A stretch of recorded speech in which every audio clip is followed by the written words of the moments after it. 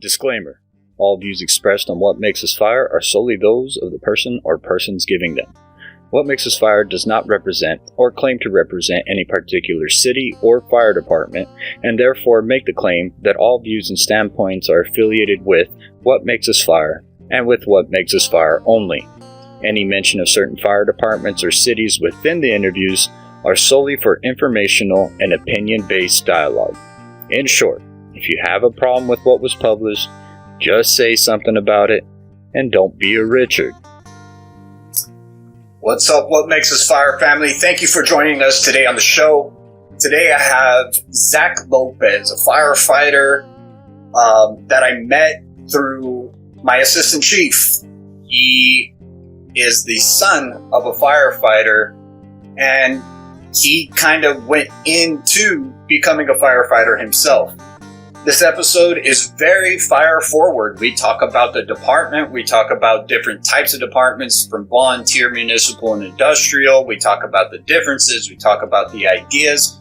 Dive a little bit into the mental health aspect of everything. And then we also get into a little bit of what it was like for his father going through a line of duty death of one of his crewmates, which I think is pretty powerful in that you can see and hear how the family was affected by that, in that his father dealing with that, and then how that family powered through, how they overcame. This episode, like I said, is very fire forward. You guys are going to learn a lot and hear a lot of opinions about the fire service from both me and Zach, and I hope you guys really enjoy it. I'm going to make this intro very short because it's a long episode, but it's very good. What Makes Us Fire Family, please help me welcome Mr. Zach Lopez.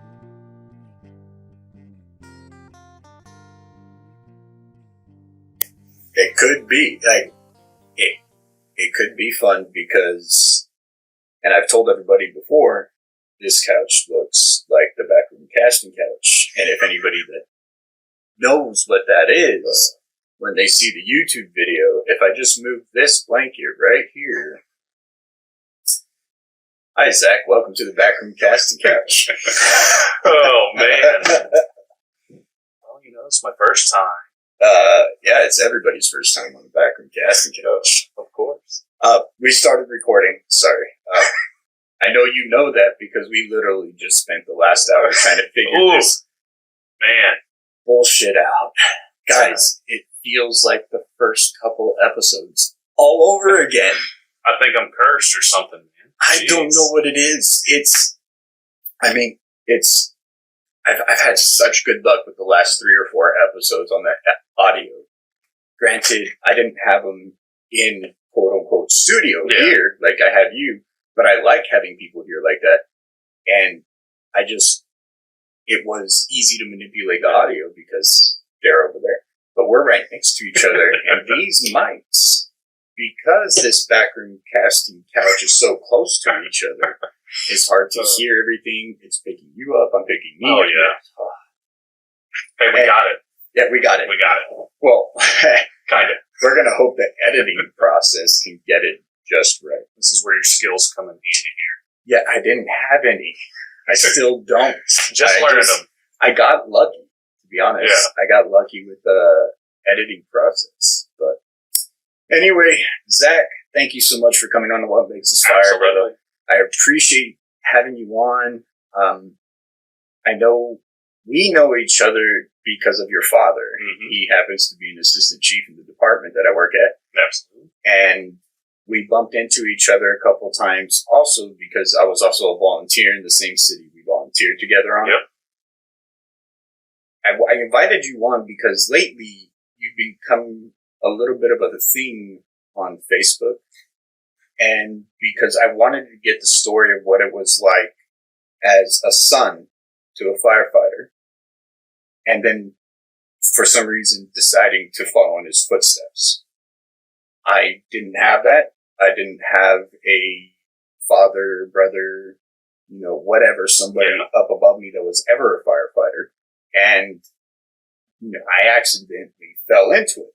So getting a story from someone like yourself, a son that is following the footsteps of his father into a career field that not a lot of people do. Now, you hear it a lot in the northeastern parts of the country. Oh, yeah, man. Jeez. It's huge up there, right? Especially like in the Boston, New York area.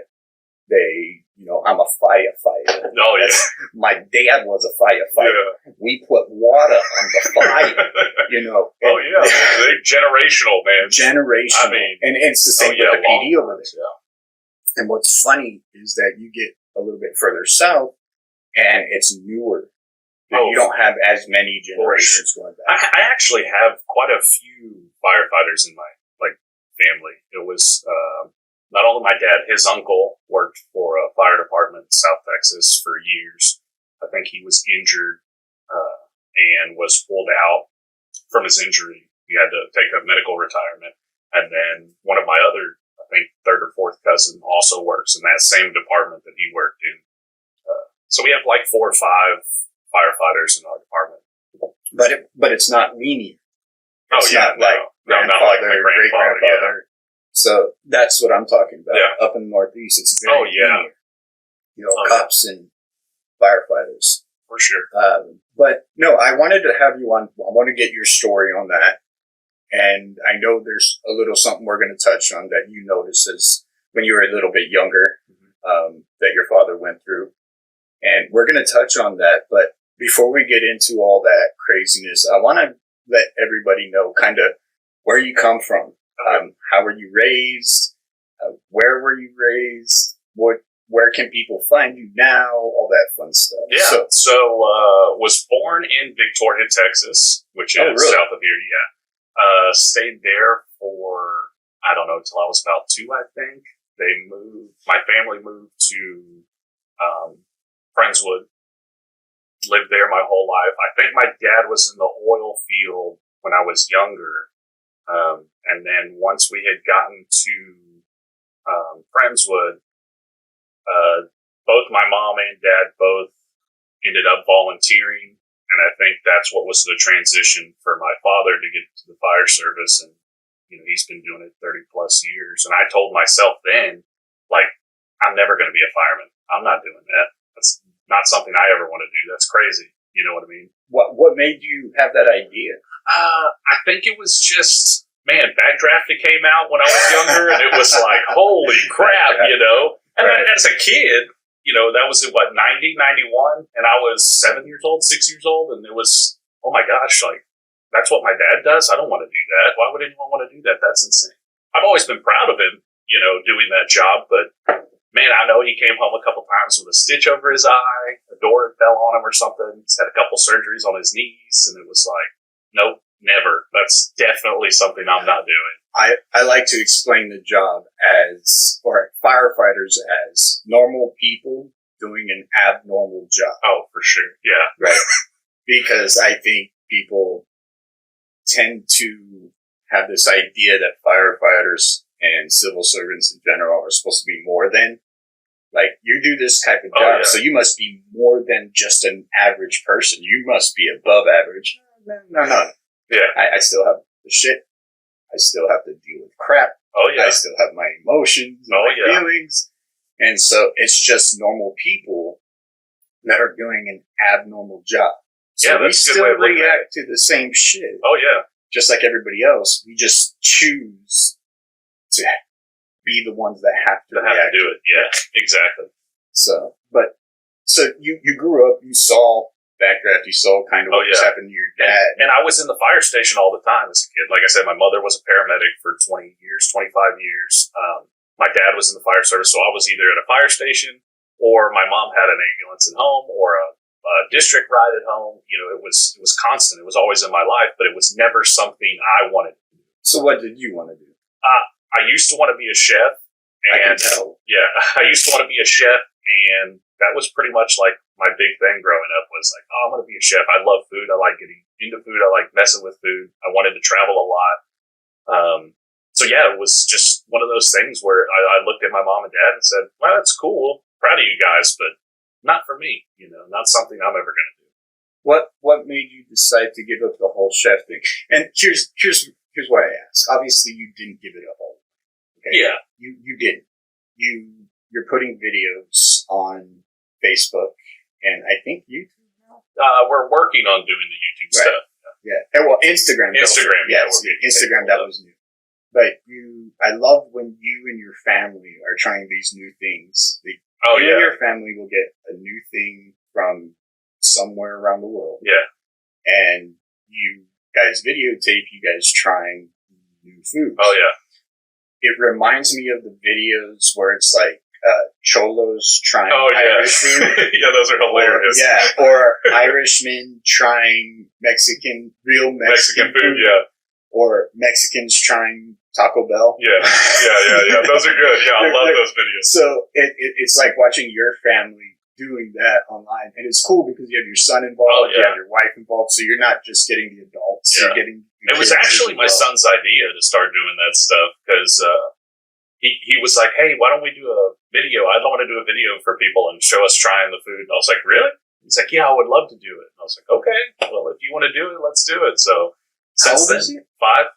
Wow. Yeah. My kid awesome, is incredibly, like, man, he's nuts. Yeah. And you can tell he seems very mature for his age. Oh, yeah. I act surprised, but my kids are pretty much the same way. I have a 14-year-old daughter, God help me. And I have a son who just turned 11 years old on the 21st of October. But, I mean, they're both the tallest in their class. They're, like, my daughter's first book that she read, like, actual book, was called Understanding the Criminal Mind. So she could talk to you for about 5-10 minutes and be like, he's showing signs of narcissism and social distortion, and he's probably a little bit of a sociopath. That's awesome. Yeah, so she can do that. I can't wait for her to see this video. Oh, shit, right? She probably should have me locked up or something. Well, it's a good thing you don't have the mustache you used to have. Yeah. Then she definitely would have, right? Yeah. And for everybody watching, if you're watching the YouTube, or if you're not, I suggest go and watch the YouTube so you can see Zach's. This mustache is actually quite not as epic as it has been. It was very epic at one point. Yeah, I remember going to the coffee shop where you worked in the past, and I remember seeing it and going, holy fuck. At first, I didn't even recognize you as, Chief's son. But, so you wanted to be a chef, and you gave it up at some point. You gave up that idea at some point. When did that happen? Well, man, so growing up, where we lived, it was, I loved the city that we lived in. It was great.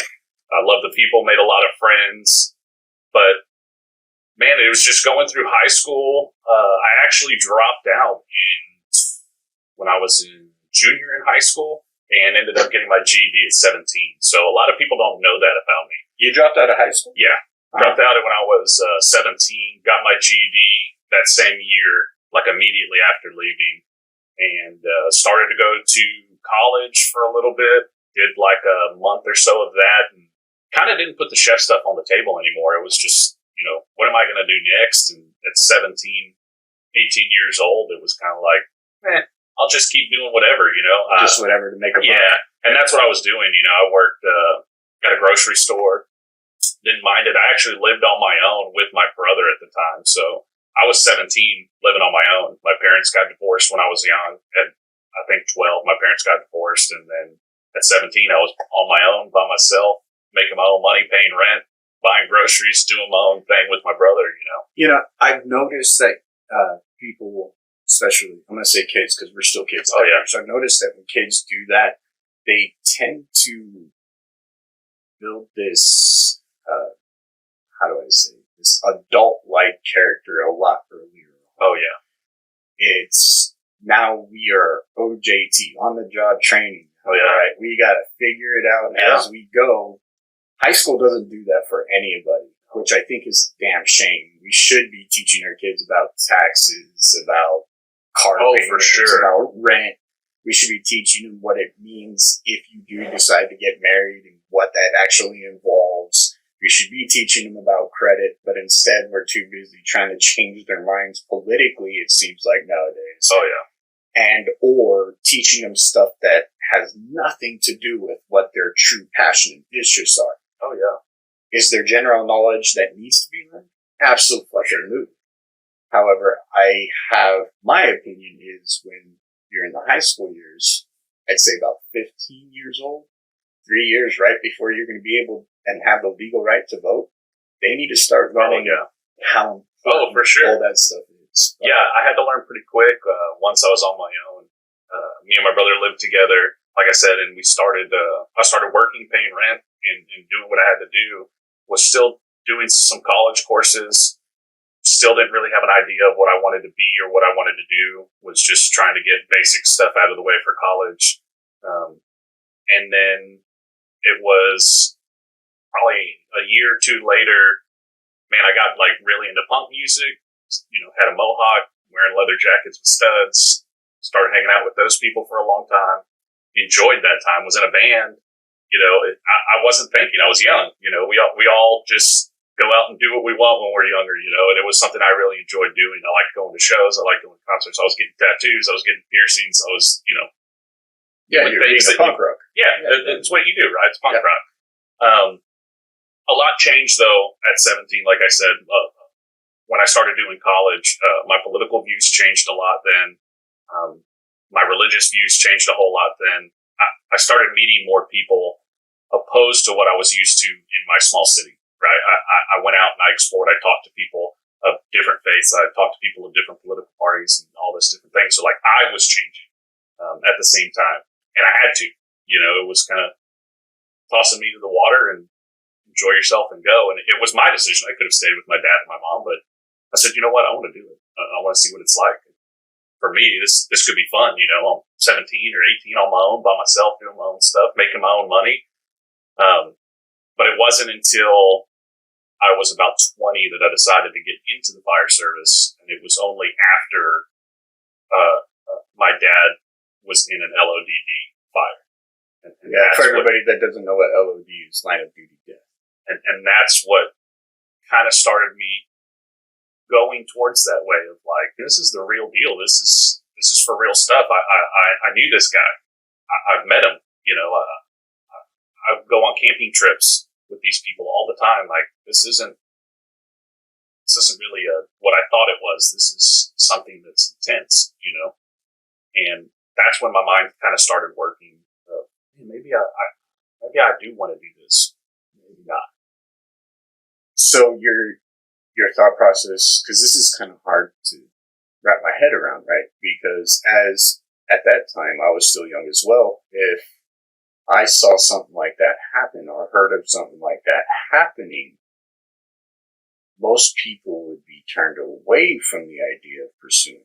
A line of duty death is nothing, it's not glorifying, it's sad, it's horrible for everyone involved. You have the victim, a fellow brother, firefighter, and then you have everybody that was close to him, including the fire family, and then his personal family. So when you see something like that, you don't hear that most people are like, you know what, I do want to think about doing this now. Most people are pushed away. Yeah, they're like, well, if this is something that could happen, why would I even think about doing it? So the way I looked at it, and like I said, when I was younger, I was scared of that, right? That's what I was afraid of. That's why I never wanted to do it. But to see the way everyone rallied together after that and kind of helped each other out, to watch my dad speak at his funeral on the TV, because I wasn't even near the house. I was out of town when it happened. I couldn't make it back. I think it snowed really bad during that time. Yeah, for everybody who doesn't know, it happened in December of 2004. Yeah.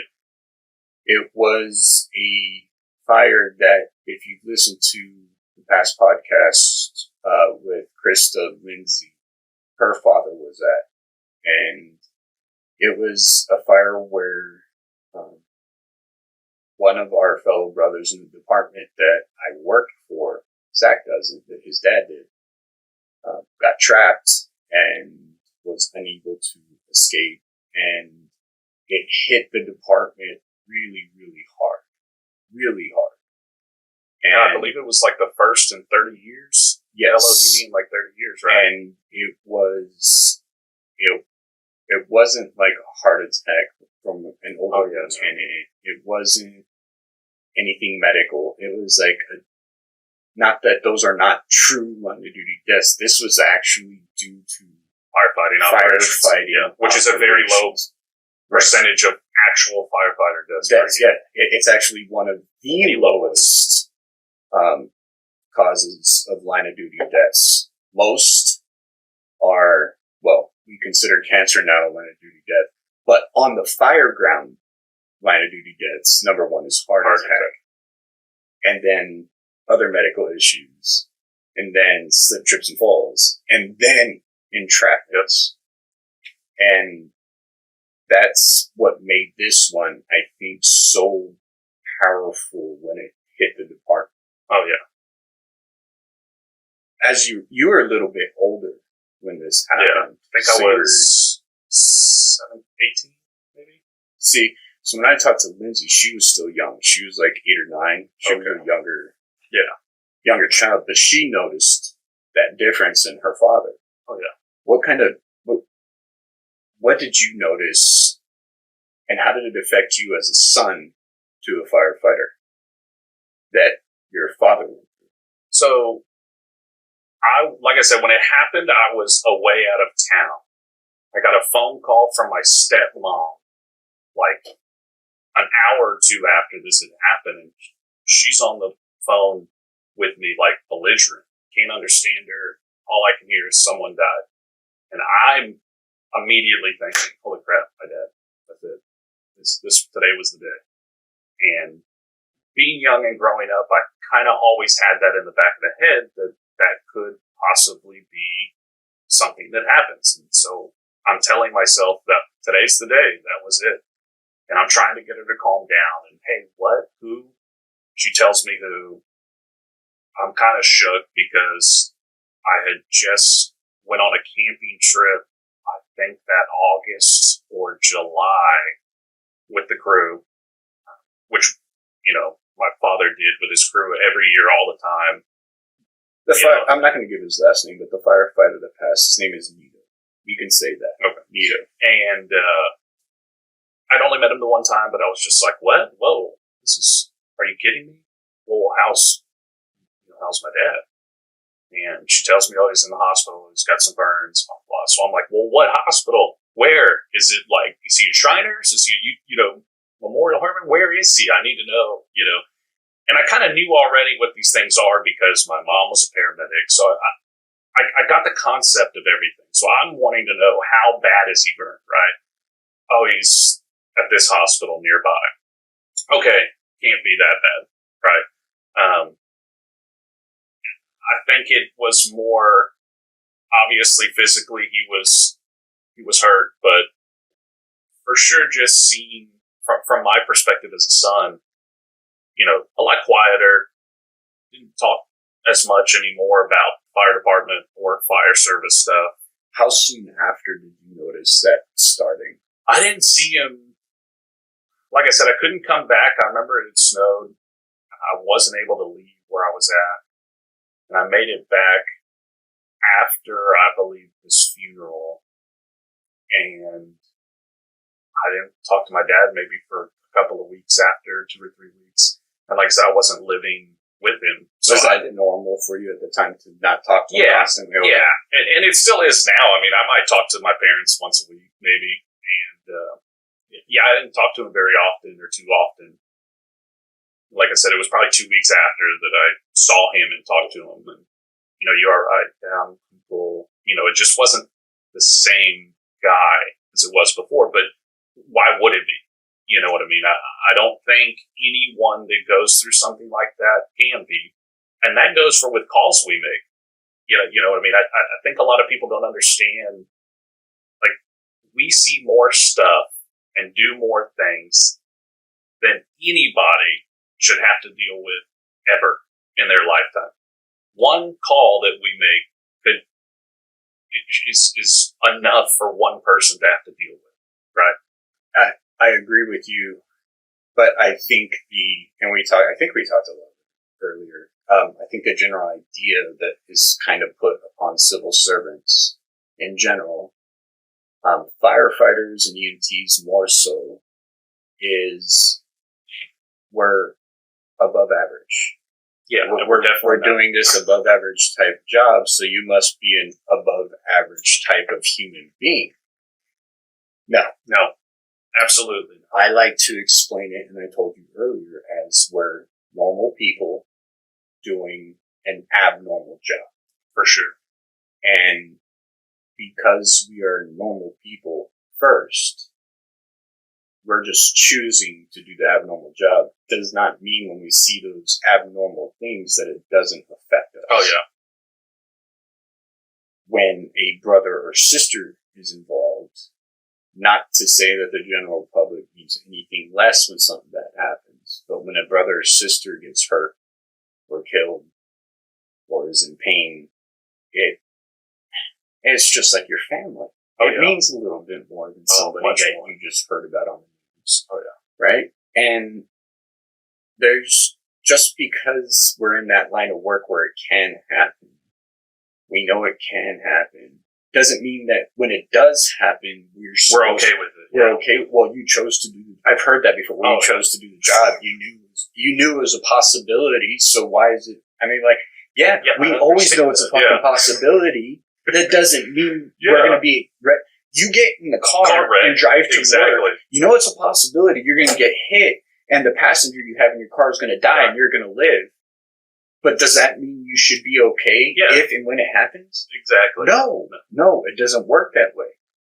And that's the thing I've heard before. Oh yeah. Well, you chose to do the job. You should have known it was going to be. You should have known you could have seen a dead kid. You should have known that you might have had to do CPR on a mom in front of their family. You know, like, okay. And I get that. And that's what I want to try to tell people all the time is that, yes, we see it. Yes, we do it. That doesn't mean it doesn't take a toll on us, because it does. And anyone who says it doesn't is lying. I'll tell you that right now.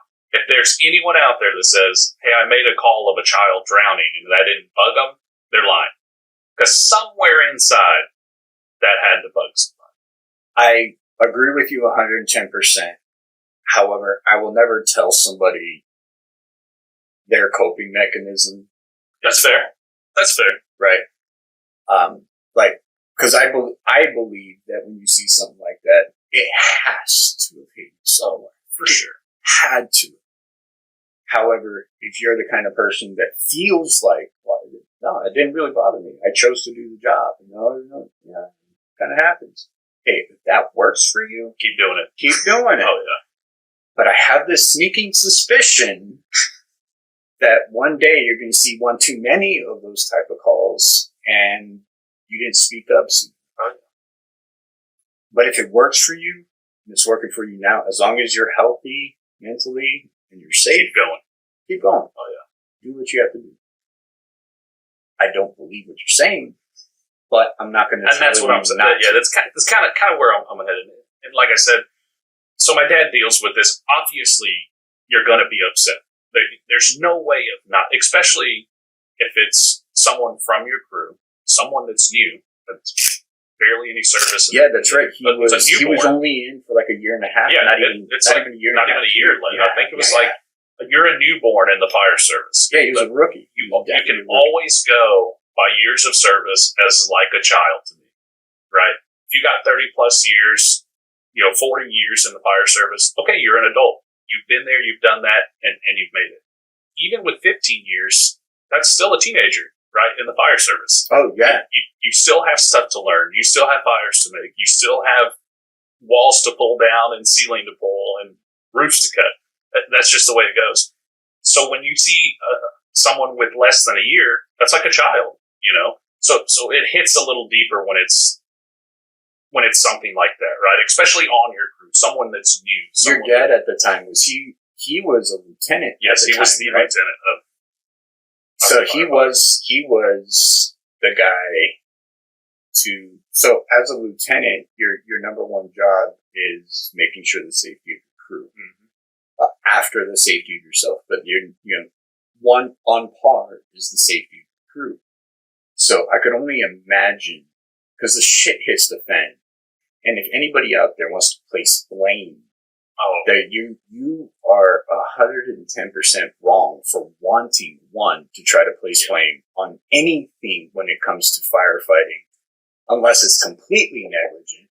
That's different. Yeah. But on an average fire is it's predictable to a point. We know and we get taught how to read smoke. We know and we get taught about ventilation and how a fire may move through a home when we open and close a door, when we start positive pressure ventilation, horizontal ventilation, fire attack, right?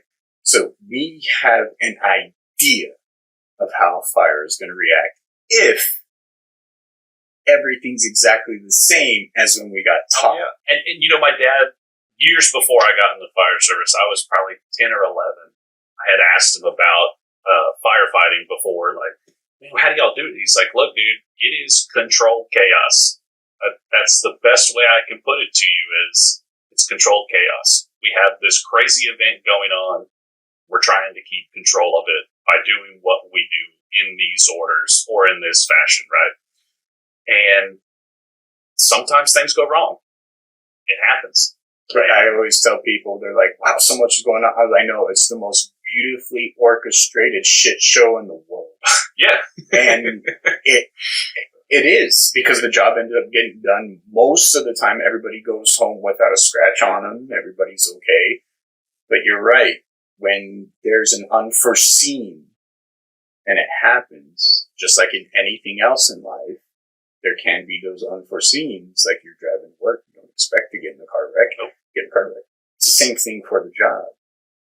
When those things happen, it affects us just like it would any other day. Oh, yeah. Getting in a car wreck, whatever.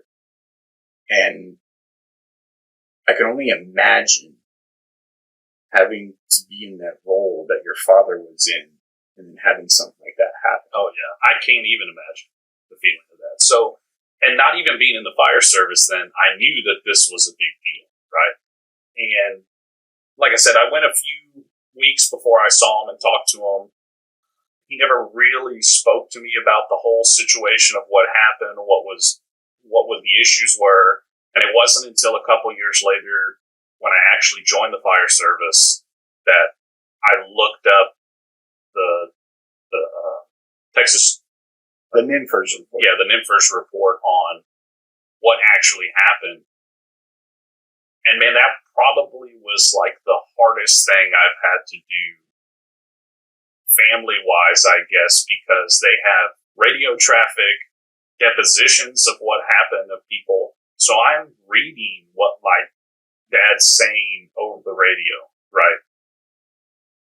They have what was happening in the background when people are keying up. And when you hear screaming and people saying they're melting and their faces are burning and their hands are burning off, and having to hear that from my dad, it's spine hurtling, I mean, my hairs on my neck are raising up now just thinking that it was that close that it could have been my dad and the rest of the group. Right.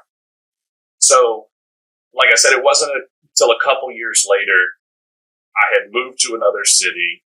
I opened my mailbox and there's a big flyer on, hey, would you like to volunteer? And I thought to myself then, you know what? I'm going to give it a try. Called my dad up. Hey, there's a meeting about volunteering. Do you want to come with me to this meeting? Yeah, sure, I'll come with you. So he came with me to sit down. I believe this was 2006. He came, sat down with me in the meeting. It seemed like something I wanted to do. And hey, do you want to do it? Yeah, Dad, I'll do it. I think it's kind of cool, All right, sign up and do it. If you need anything, call me. I'll help you out. Sounds good. So I sign up, go through this little academy class, which was, I think, 3 months long. It was pretty difficult for me, I was a guy off the street. think I was 20. How many piercings did you still have from being a punk rocker? Just the one. I still have one in my nose. Here. Oh, you have a septum. Yeah. Ah, okay. I've had that since I was like 18 or 19. I got that one right See? there. Nice. Old eyebrow, Yeah. So I was telling people the other day, I got my eyebrow done. It's like 17. But I took it out when I started the fire department. It was almost 11 years ago. Yeah. The other day, my wife had some jewelry. I was like, I want to see if mine still fits. Went right in. Never. That's how my nose was. I hadn't put anything in probably 5 years, and I was like, I'm going to go ahead and put some stuff in it. Anyway, that was a sidebar. Yeah, no. Yeah. And the same thing with this, too. I took it out like fucking 12 years ago. Forever, and then it just went right through. Awesome. Oh, okay. Yeah. Cool. Anyway, so you got back into the fire service. Yeah. You started off in volunteer, which I've actually noticed is a pretty common thing for guys that decide to go career. They start volunteer. Yeah. And, well, to me, it was like, hey, I can test my feet in this. They're not paying me. If I leave, there's no hard feelings. So I said, hey, screw it. Let's try it. So I did it, go through this 3-month academy. I was a little bit ahead of the game during the time, only because my dad was a fireman, so I knew a lot of the lingo. I knew what a spanner wrench was, and the size of hoses, and hydrant wrenches, and all these things these other people didn't know, you know? And I got people from professors to teacher. Who else was in there? I think a lawyer was in there also with me, so that's what I liked about it. I was like, okay, cool. Met a lot of good guys that had been in the department for 20 plus years, 15 plus years that taught me a lot. And I get out, right? We graduate, we get our little pager, head home. And I lived kind of far from the station at the time. Get home that night, we drop a fire alarm. And for people that don't know, when you volunteer, some departments do volunteering where you can sign up for a shift and stay at the station for 12 hours, 24 hours. This department at the time didn't have any of that. We were strictly responding from home. So they give you a little pager that it's almost like a radio, but you can't talk to it, right? It only talks to you. So we get a call. It's a fire alarm. And in my young firefighter head is, fire alarm means a fire. It's burning, right? I bet you're so disappointed. So I am super excited. I'm flying down to the station, trying to get there. I get there, it was actually our ladder truck at the time. And this is my first call ever. And I'll always remember it because this is what made me really be like, this is it. This is what I want to do. So I'd already gone through the 3 months, right? I'm done. First call. First night I graduate, I'm hauling butt to the station. I don't even know if it's in our district at the time. I'm just going. So I get to the station. The truck's pulling out. And captain yells past the driver, hey, get on the effing truck, man. Crap. Run to my locker, grab my gear, throw it on. I hop in the truck. And, man, I get in this truck, and I'm ready to throw up, dude. No lie, dude. I am sweating. I'm super excited. I'm ready to puke because I'm nervous as hell. I think I'm going to work, right? Come to find out, now we all know that a fire alarm is pretty much BS in about 90% of our calls, right? Mm-hmm. So I'm sitting backwards in this ladder truck. I'm super scared. I got all these emotions running. I'm about to cry, about to puke. I don't know what's going on, really. It's the middle of the night. It's probably 2 a.m. I just woke up. So I look over, we're heading down a road, and there's, flashing lights from our truck on a wooden fence. And I'll never forget looking out. I have the window down, and I see these lights. I hear the Q2, and that was the moment, that exact moment that I was like, this is it. This is what I want to do. Like, no, where am I going to get a feeling like this? Holy crap, 2 minutes later, we roll up to the house. I get out ready to fight fire, and what the hell's going on here? Where's the fire at? Oh, dude, it's just a fire alarm, man. You can relax. It's probably no big deal. We'll go check for smoke. We'll run through with a thermal. It's not going to be a big deal. And just that one little fire alarm call made me know, hey, this is what I want to do for a living. And I remember calling my dad the next day and being like, holy crap, this is the greatest thing ever, man. I made my first call. Oh, what was it? The fire alarm. Oh, really? You know, and he's kind of giggling. He was probably like, really? That's what it was? Yeah. That's what made him want to do this? But it was just that feeling, man, that sitting backwards, you know, seeing the lights, hearing the Q2. Yeah. So I mean, try to explain that feeling. Here's the thing. I can't. No. It's And like I said. I can't get anybody to, like, if I asked you, try to explain that feeling to me, and you tried to explain it, and I'd be like, yeah, but this, yeah, but that. Yeah. Like, it won't understand. You have to be in that position in order to understand the feeling. It's adrenaline with epinephrine, with serotonin, with a little dash of fucking fear and Oh, yeah. dopamine and a little bit of whatever it is that makes you want to shit your pants. Oh, yeah. And like, Or puke. I mean, I'm telling you, man. like, it's like, really, you want to do a job that makes you feel like you're going to shit and puke? Like, what? Yeah. And I'm like, yeah, you have no idea. It's so awesome. It is. It really is. And like you said, it's really hard to explain. I try to put it to people as like, it's almost like opening a Christmas present because you don't know what's going to be in it. So when you're opening a Christmas gift, right, you're thinking about what's inside. You shake the box. What does this sound like? Is it round? Does it have quarters? I'm moving this box to hear it. Dispatches the shitty Disney Santa Claus. Same thing on the way to a call is, let's say it's a car wreck, right? Vehicle on its roof. Okay, if it's on its roof, am I have patients inside? Am I going to have to strut it? Is it going to be in a ditch on its roof?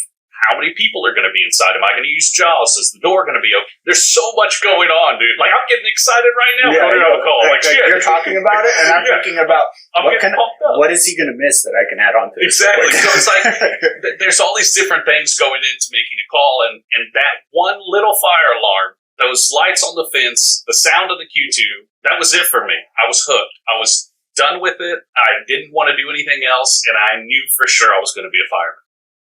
And it wasn't until 2 or 3 years later, my volunteer department at a meeting, we had an officer, a chief at the time, say, hey, we want to pick 5 people to go through Fire Academy. So those of you listening in different states, Texas has 2 separate fire service lines of qualification, which is kind of odd for most states.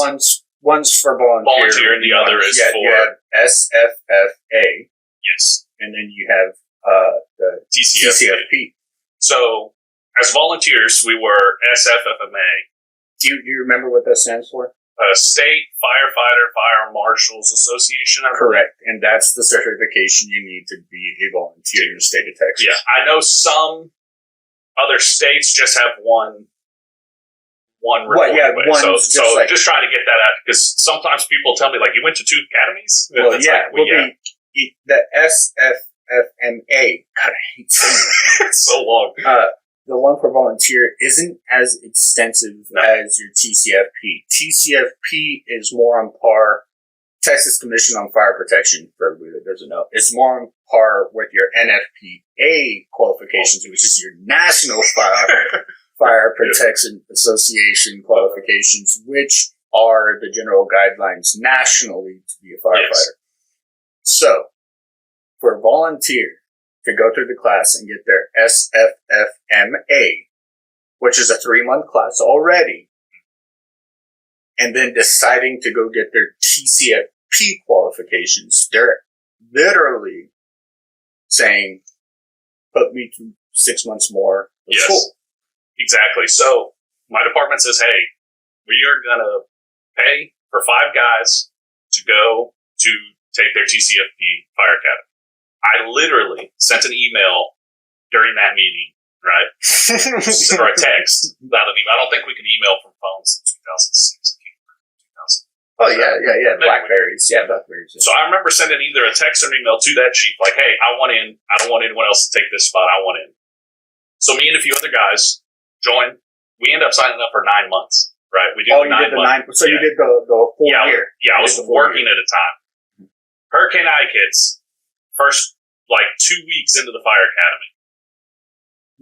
What Fire Academy did you go to? You can say college. I went to College of the Maine. You went to Comp. Yeah, Comp. Which is in Texas City? Texas City, yes. Okay. And Hurricane Ike hit September, so we did like 2 or 3 weeks of class, and then it got halted, right? Because Hurricane Ike hit, which was a crazy experience in itself being in the fire service at that time because I stayed at the station, and it was insane. Insane. I would say Harvey was a lot more insane, only because there was people here, but Ike was nuts.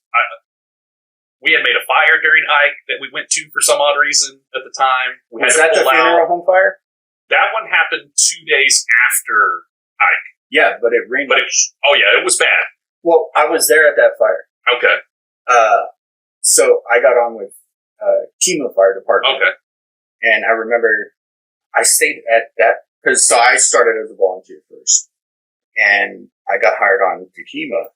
Now, granted, I went and got all my certification before I even did fire. Okay. I did EMS, 911 EMS, like emergency EMS, prior to fire. But I knew fire was like, That's me. it. Yeah. I didn't figure that out until I was about your age, about 21, 22 years old. But anyway, I got on the Chemo, and I remember the fucking funeral home fire because we were out there for 8 hours. Yeah, it was a long time. I was at the station for like 2.5 weeks straight. I stayed for about a week and a half before I had to go check on my apartment, which I lost everything, dude. My couches, my TVs. Oh, you must have been the first floor. All my clothes. Yep, I was a first floor apartment. The roof had came off on the second floor, and rain filled in. And when I went in my bedroom, my ceiling was sagging, and stupid me pokes a hole, and water everywhere, dude. I mean, everywhere. So I lost everything except a few things of clothes that I had at the station, and my silverware and dishes. Everything else, from table to TVs to couches and beds, everything ruined. So I get hit. I passes by. We start the fire academy again. Go through all of 2008, the rest of 2009. Finish at the end of the year. Start my EMT immediately because my department says, "Hey, you guys pass your firefighter. We'll pay for you to do EMT." Can do. So I got enrolled in EMT class. Actually met my wife in that class, which was kind of cool. That is kind of cool. Yeah, really nice. Luckily, she was bored and decided to take an EMT course for the summer while she was down from college. Nerd, right? Hey, I mean, that's kind of awesome. Because now you're with somebody that kind of understands the job. Oh, yeah. And so from there, did my EMT, which I enjoyed. It was fun. And then got hired with the department I worked for 10 years. Like a few months after getting my EMT, that October, I think it was December of 2009 that I interviewed and then got hired. Are you still currently with that department? No, I have left that department as almost a year. Oh, okay. Yeah. And you're with a new career department? I moved to a industrial department. Industrial fire department. Yes. So everybody's going to be like, industrial fire department. Oh, yeah. Guys, Texas is an oil state. And the refineries here in Texas are so fucking big, they need their own fire department. Yes. So it's kind of cool. It's definitely a lot different. I enjoy it. A lot more technical skills, so I get to use my hazmat tech, my hazmat incident commander, my technical rescue, confined space stuff. So I like that aspect of it. It's really cool. Don't get to see as much fire, especially from where I was in my last department. We made quite a bit, which was nice getting into that. Well, you're going different too. You're going from structural firefighting, homes, and everything else. Now you're in an industrial type of fire. Oh, yeah.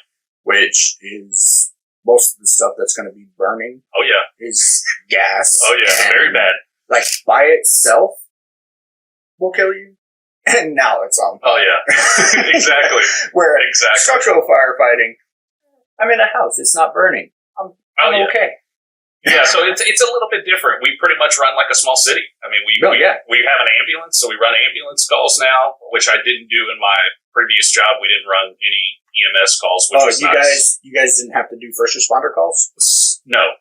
Only if our ambulance at the time were out of district, because a different ambulance service ran our district. So if they were both gone, we would run first responder. It wasn't until 2018, I think, that we started running full vests with EMS. Just because full cardiac arrest. Yeah, it was getting busier, right? And so they needed the help more. But no, we didn't. So that was a plus of my department. But I worked at an EMS department for a couple of years during that time, a 911 service. There's a big difference, I think, between that and transporting. But maybe it's not just a big, it's a fucking huge difference. No, okay. I was trying to be nice. No, don't be nice. Don't be nice. Fucking transport services. Did you work transport? You must have worked transport. You worked transport. See, you can call out when someone worked transport before they worked 911 when it comes to EMS at least. So the first department I worked for, I got my certification here in Texas for my EMT first. And then I went to California. And okay. I wanted to be a firefighter in California, in San Diego. I loved it there. Nice. I went there prior to finding this career field. I went there and I wanted to be an actor. Couldn't really afford LA. San Diego was only 2.5 hours away. I wanted to be an actor. I'm going to go to San Diego, took a couple of acting classes, do stuff like that. And it ended up not working out. Came back to Texas. Didn't know what I wanted to do. Literally tripped into this field. Yeah. And never went back. Never looked back. Haven't regretted a fucking thing. Yeah. I regret the transport service, but I don't regret anything else. But I moved back to San Diego. As soon as I got that certification, I was straight back. That's cool. And the city of San Diego at the time did not have an ambulance service. It was just fire service, and then they contracted out. Yeah. They contracted private ambulance services to run their 911 calls. Okay. Well, I worked for one of those services. And so I was lucky enough, even though it was just a basic, it was a paramedic basic truck or box. Yeah. And so I was able to do 911, but we also had to do transfer. If my partner was off for that day, guess who was just the fucking transfer bitch? By yourself. Oh my God. We had to go pick up nurses at the airport. We had to, hey, we have this transport, meet this person here. So, see, I think you make a good point. A lot of people, I think when they see firefighters, they think they're all connected, or an ambulance that it's all connected, but there's so much more that goes into it. So I worked for a contract department that was contracted with an emergency service district, which is different than a city fire department. Yeah, well, right? And that's the thing. A lot of the contracted departments are usually working for counties, and or small cities. Cities, yes. And they're not just for that city. Like if they're contracted for a small city, there's also probably like 2 or 3 other cities that they respond to. And the same thing with the county. And that was cool with working in the county was, and then why we got so many fires in our area is because we're on automatic aid with like 6 different departments. Right, exactly. Yeah. So if they had a fire, we're going, you know, and everyone surrounded us. So we were constantly running. And when I got in it when I was younger, we made a lot more fires than we did before I left. Still making quite a few, but nothing like it was when I first started there. So I had started there, was still volunteering, and, you know, I'll say this, that I came in with that, I'm a fireman. I've made calls, I know what I'm doing, and I had only had 3 years in, right? But when you start... Getting into the career? Yeah, getting into the career. Way different than volunteering. Yes, and when you start, I guess just making the types of calls in the volunteer department I was in at the time, we maybe made 10 fires a year, maybe. This place was making 10 a month, 10 every 3 weeks. And it was like, holy crap, this isn't normal. There was days I made two working fires in a day and was like, okay, I know nothing about fire service right now. Like nothing. Right. So that's a lot about the actual working job part. I want to ask you a little bit about the brotherhood aspect. It's my opinion that the brotherhood aspect of the fire department from a volunteer into a career is way different. Now, there's some aspects that are the same, right? We all still look out for each other. When we're on the truck and we're on a call, we're bullshit and we have a good time. But the closeness of that brotherhood for sure. is not as strong. Yeah. And the bullshit talk is a little bit more in a volunteer service. It's still bad in career, don't get me wrong. Yeah. There's a whole bunch of what I equate to high school cheerleader type talk. But in the volunteer service, you have a lot of these people that have these machismo, these I know it all aspects about themselves that make it, how to say this right? Because volunteers make 70% of the fire service in North America. Oh, yeah. If they wanted to revolt against career firefighters, we'd be done with it, right? Granted, there's a lot of career that still volunteer as well, but we would lose. If the brotherhood aspect's different in that, we don't hang out at the station together for 24 hours at a time. Oh, yeah. We hang out. If there's a special event, maybe we'll go to the station, have a cookout, whatever, Oh, yeah. But it's not every third day. It's not a third of the year at 24 to 48 hours of time. Oh, yeah. You're not there. You're not seeing what a certain person might be going through, not going through. If somebody has a baby, you're not in a volunteer service. You're like, hey, congratulations. And that's about it. But you're not going to the hospital to say hi to them unless they're an actual close friend. But I noticed in the career field, that brotherhood aspect is so strong in that we are seeing each other, our brothers and sisters, on the worst of days, on the best of days, on the melancholy days. We hear them shit, we hear them fart, we hear them, we find out what their dieting habits are. I mean, we might as well be a husband or a wife to them because we are that close to each other. Oh, yeah. We find out the likes, the dislikes, the wants, the needs, the everything in a career field. I think I heard on a documentary one time that, the firehouse table's where everyone sits, but that's where you talk to your doctor, your lawyer, your therapist, your priest. That's where you talk. And that's everyone you work with. And that's what's so cool about the career field in that where the volunteer has all these different types of people. You even mentioned it earlier. Oh, yeah. You're sitting next to a lawyer. You're sitting next to a janitor, a maintenance man, a rocket scientist, yeah, right? That's true. Yeah, and they're volunteering, right?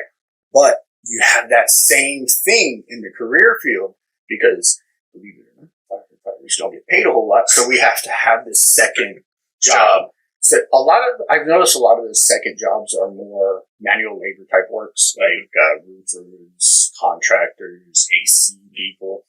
But we do have those that have left a career field that was not average in that, like a psychologist or somebody that was making a shit ton of money in the oil plants as an operator, but then decided they'd rather be a firefighter. And you're like, dude, you literally took $100K pay cut a year.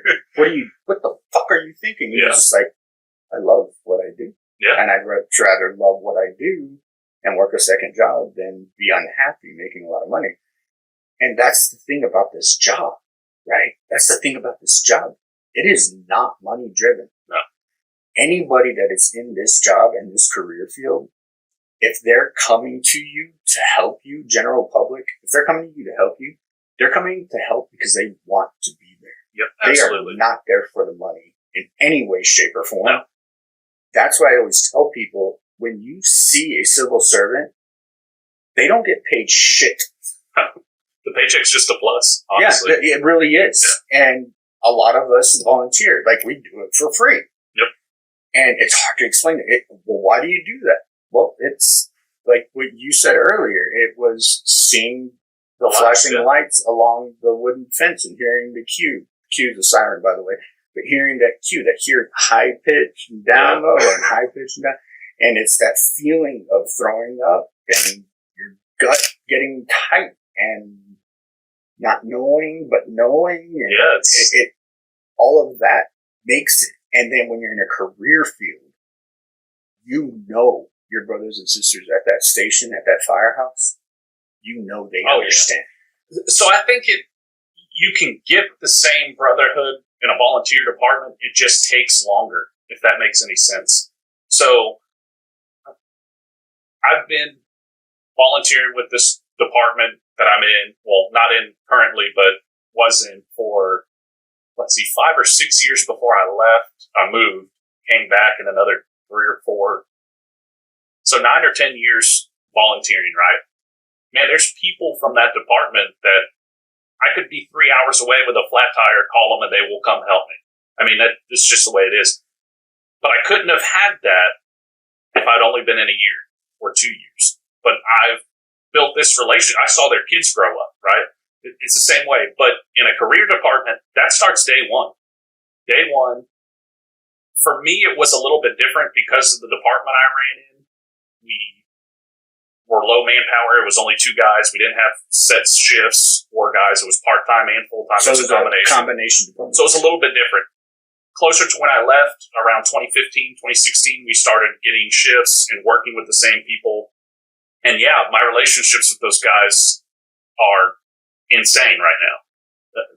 There's guys from my shift when we first started shifts that aren't even with that department anymore. We all kind of went our own ways to different departments, but talk every day, every single day, all the time about the funniest stuff, right? And we're all different. All 3 of us have way different political views, way different religious views, and we've had those arguments at work, right? Around the kitchen table. But at the end of the day, it's like, hey, when the bell rings, this is it. We're dropping our food or whatever we have. We're leaving our boots at the truck and we're going, and this is it, right? And that's what I think brings that brotherhood that people talk about all the time that you can't really get it anywhere else except maybe the military, police, EMS, and fire. I don't really see any other place that you're putting your life on the line. Let's say me and you hop on an engine today and we make a burner, right? Mm-hmm. I know that if something happens to me, you're going to try you may die trying to help me. Oh yeah. Right? If and I know that. Yeah, like if it was a situation to where even if somebody would have to drag me out from trying to drag you out. Exactly. Yeah. And that's where I think that brotherhood starts to come in. And in a volunteer department, you might not see that in a year or 2 because you might not make a fire in a year. You might miss the truck every time. But when you're in there for a long time, when you're in there 10 years, 9 years, 6 years, you're making fires with these guys. You're making serious calls with these guys. And you have that feeling of them, man, this guy's got my back no matter what, right? I felt this guy out for the last 6 or 7 years, opposed to when you get on a shift and you're working with this person, where I worked, it was 48 hours at the time. And I'm here. I know after 2 weeks that you got my back or that you're up to par. Over there or in a volunteer, you might not see it as quickly. You see what I'm saying? No, I get it. But I think you'll see it in a longer range. It's definitely not as close, obviously, because like you said, you're sniffing their farts at night, right? They're farting on you. You're playing jokes. You're seeing each other naked, having a shower, doing all these different things that you don't get in the volunteer service. That's why I think it comes much quicker in a career department, and it takes time in the volunteer department. And that makes sense. And I couldn't really equate or relate to any of that, really, because I was only in the volunteer department for maybe a year and a half. Yeah. Granted, I was there all the time. Yeah. And if it wasn't for me being a volunteer, I probably would have never landed into the department that I'm with now, because it was a career firefighter that volunteered where I volunteered at, who gave me the heads up. I went and tested, and it was only the second career department that I tested for, and I got hired on. I actually got hired on. I found out I was for sure hired on the day my son was born. Yeah, I heard that on one of the podcasts. That's awesome. I was in the hospital room with my wife. She's laying on the bed, we're getting ready and everything, and I get a phone call. I gotta answer it, babe. I'm like, I'm sorry, I gotta answer this. She wasn't pushing it, but she was getting ready. And I walk up to the hallway, and everybody from the department I work at knows exactly what this voice is going to be. Hey! You still interested in working for the fire department? Yeah. Hey, well, I'm going to put you on the schedule for this to come in. Holy shit, this is the greatest day ever. Yeah, that's awesome. My son's being born right now, and he was just like, okay. Like, everybody that's listening from the department knows exactly who I'm talking about when I did that voice. Especially when I said schedule. But yeah, he he was like, okay, cool. And then finished my paperwork, and it was actually November 9th, which is just a couple of days away, 5 days away now. I don't know when this episode's going to air, but 5 days away now will be 11 years. It's awesome, dude. And my son just turned 11 from my start date. I found out I was hired the day my son was born, but my start date was just a couple weeks later. That's awesome. My son was just born. But yeah, no, that feeling of knowing that you're going to start this process in a career. Oh yeah. Changes everything. Oh, it does. It really does. And like you said, that brotherhood connection is much deeper, I would say, with the career department. And I think you can get there with volunteers. It takes a longer time.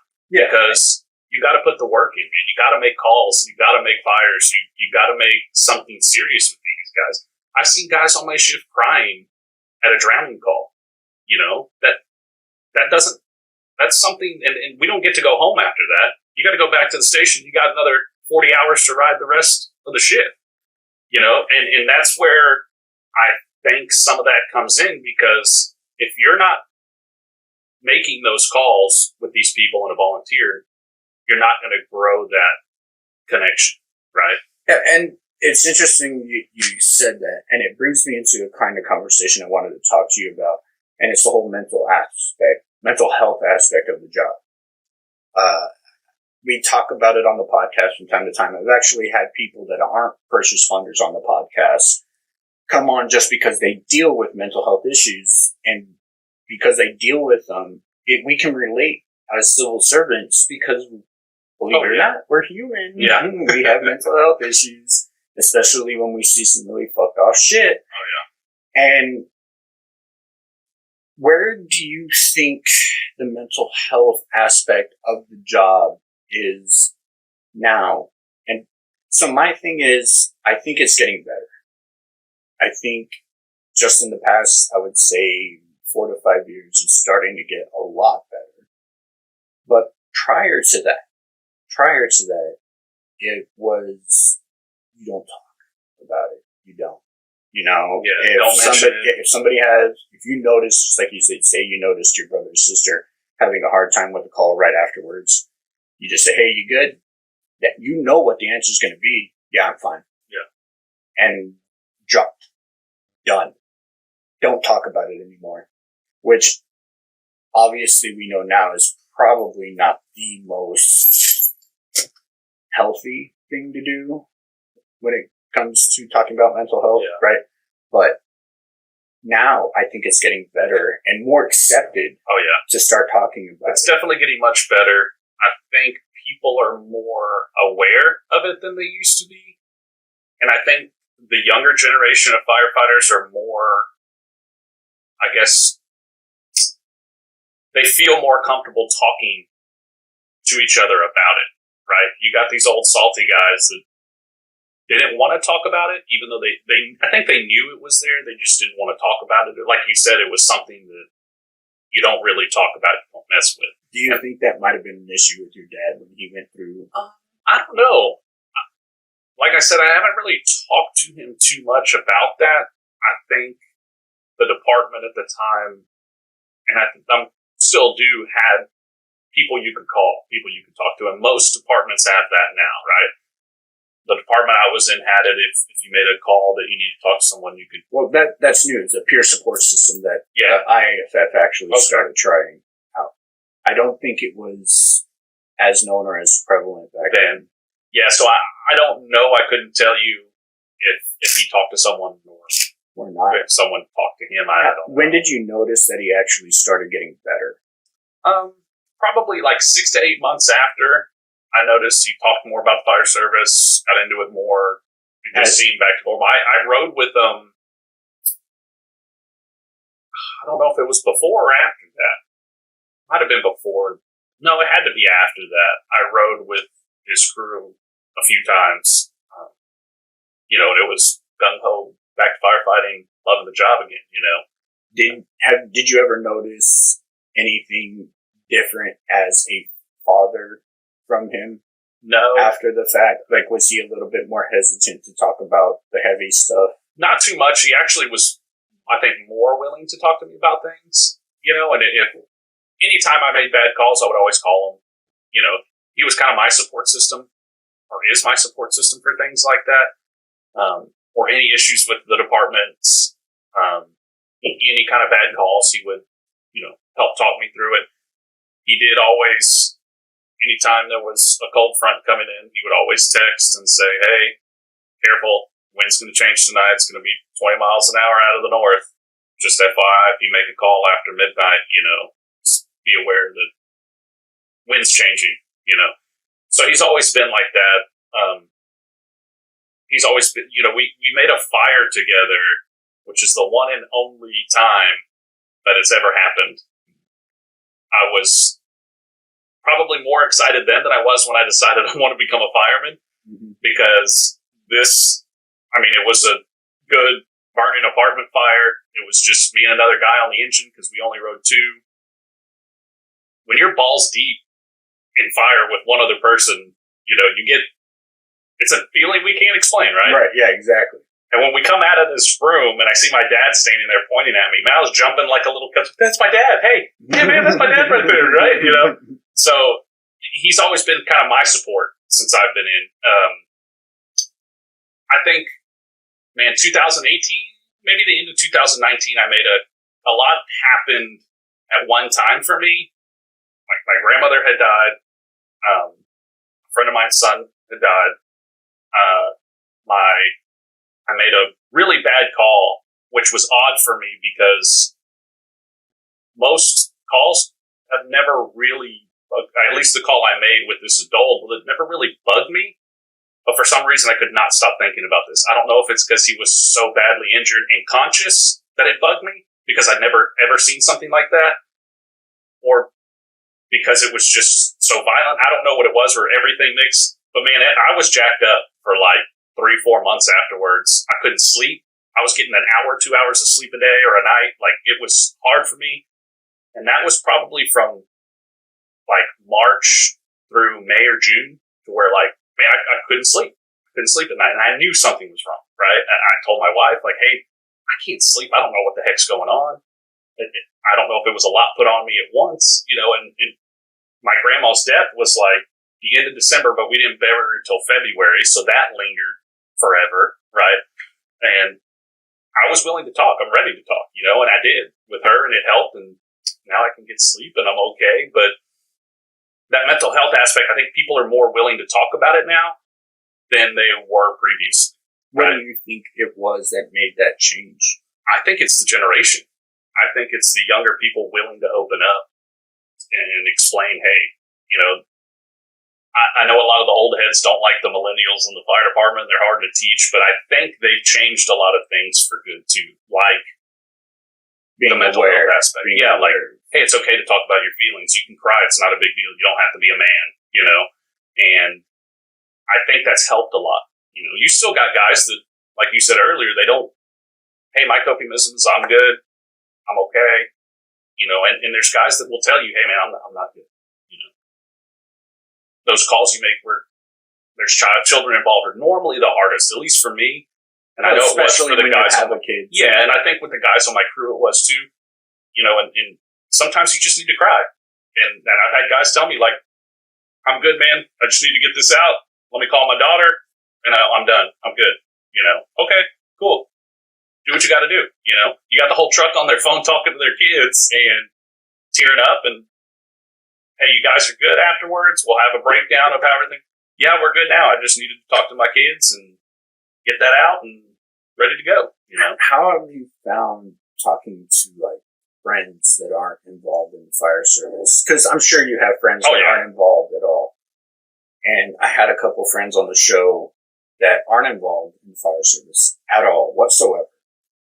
And it was interesting hearing how they perceive when we open up to them, right? Because they're not used to hearing about what we go through. And so when we dump on them, because they're our friends and they're our close friends, especially close friends, it was weird that they didn't feel an obligation to listen, But at the same time, they didn't know what to say, because how could they? Yeah.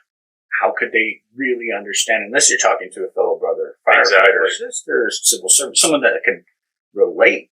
Well, my friends outside the service can't really relate, so they're like, this sucks. Yeah, so I've been lucky enough that most of my very close friends are in the service. My wife's was an EMT. She works in a hospital part-time.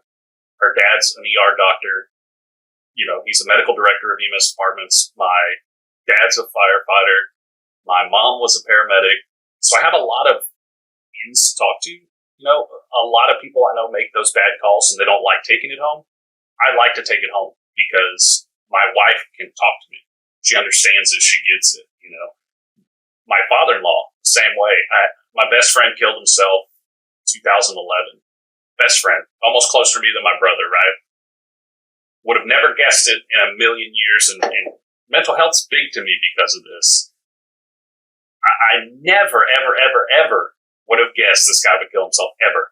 Never mentioned it to me. And he's told me everything. I've told him everything. I was at work, got the call from his dad.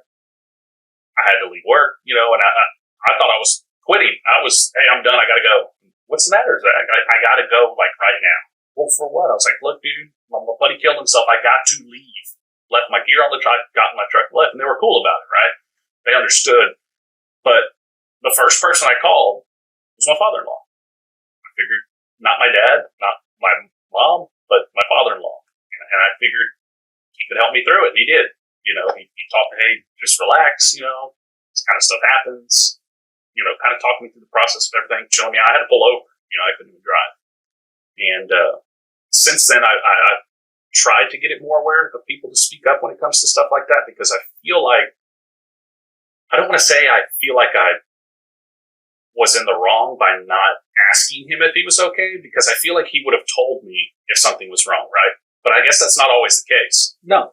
Yeah, and you know? I think that's what we're learning in the fire service, too. I think that we are becoming more aware of the idea that people hold in because there's still that stigma of being open or showing sadness. It's just one of those emotions for whatever reason is the one emotion we can't really portray. Well, I think people are afraid of being called a sissy or a wuss, or they can't handle it. Again, which doesn't make sense to me, because if I won the lottery, I'm going to jump on the show happiness. If I'm angry, I'm going to be pissed off. You're not going to want to get in front of me unless you want to fight.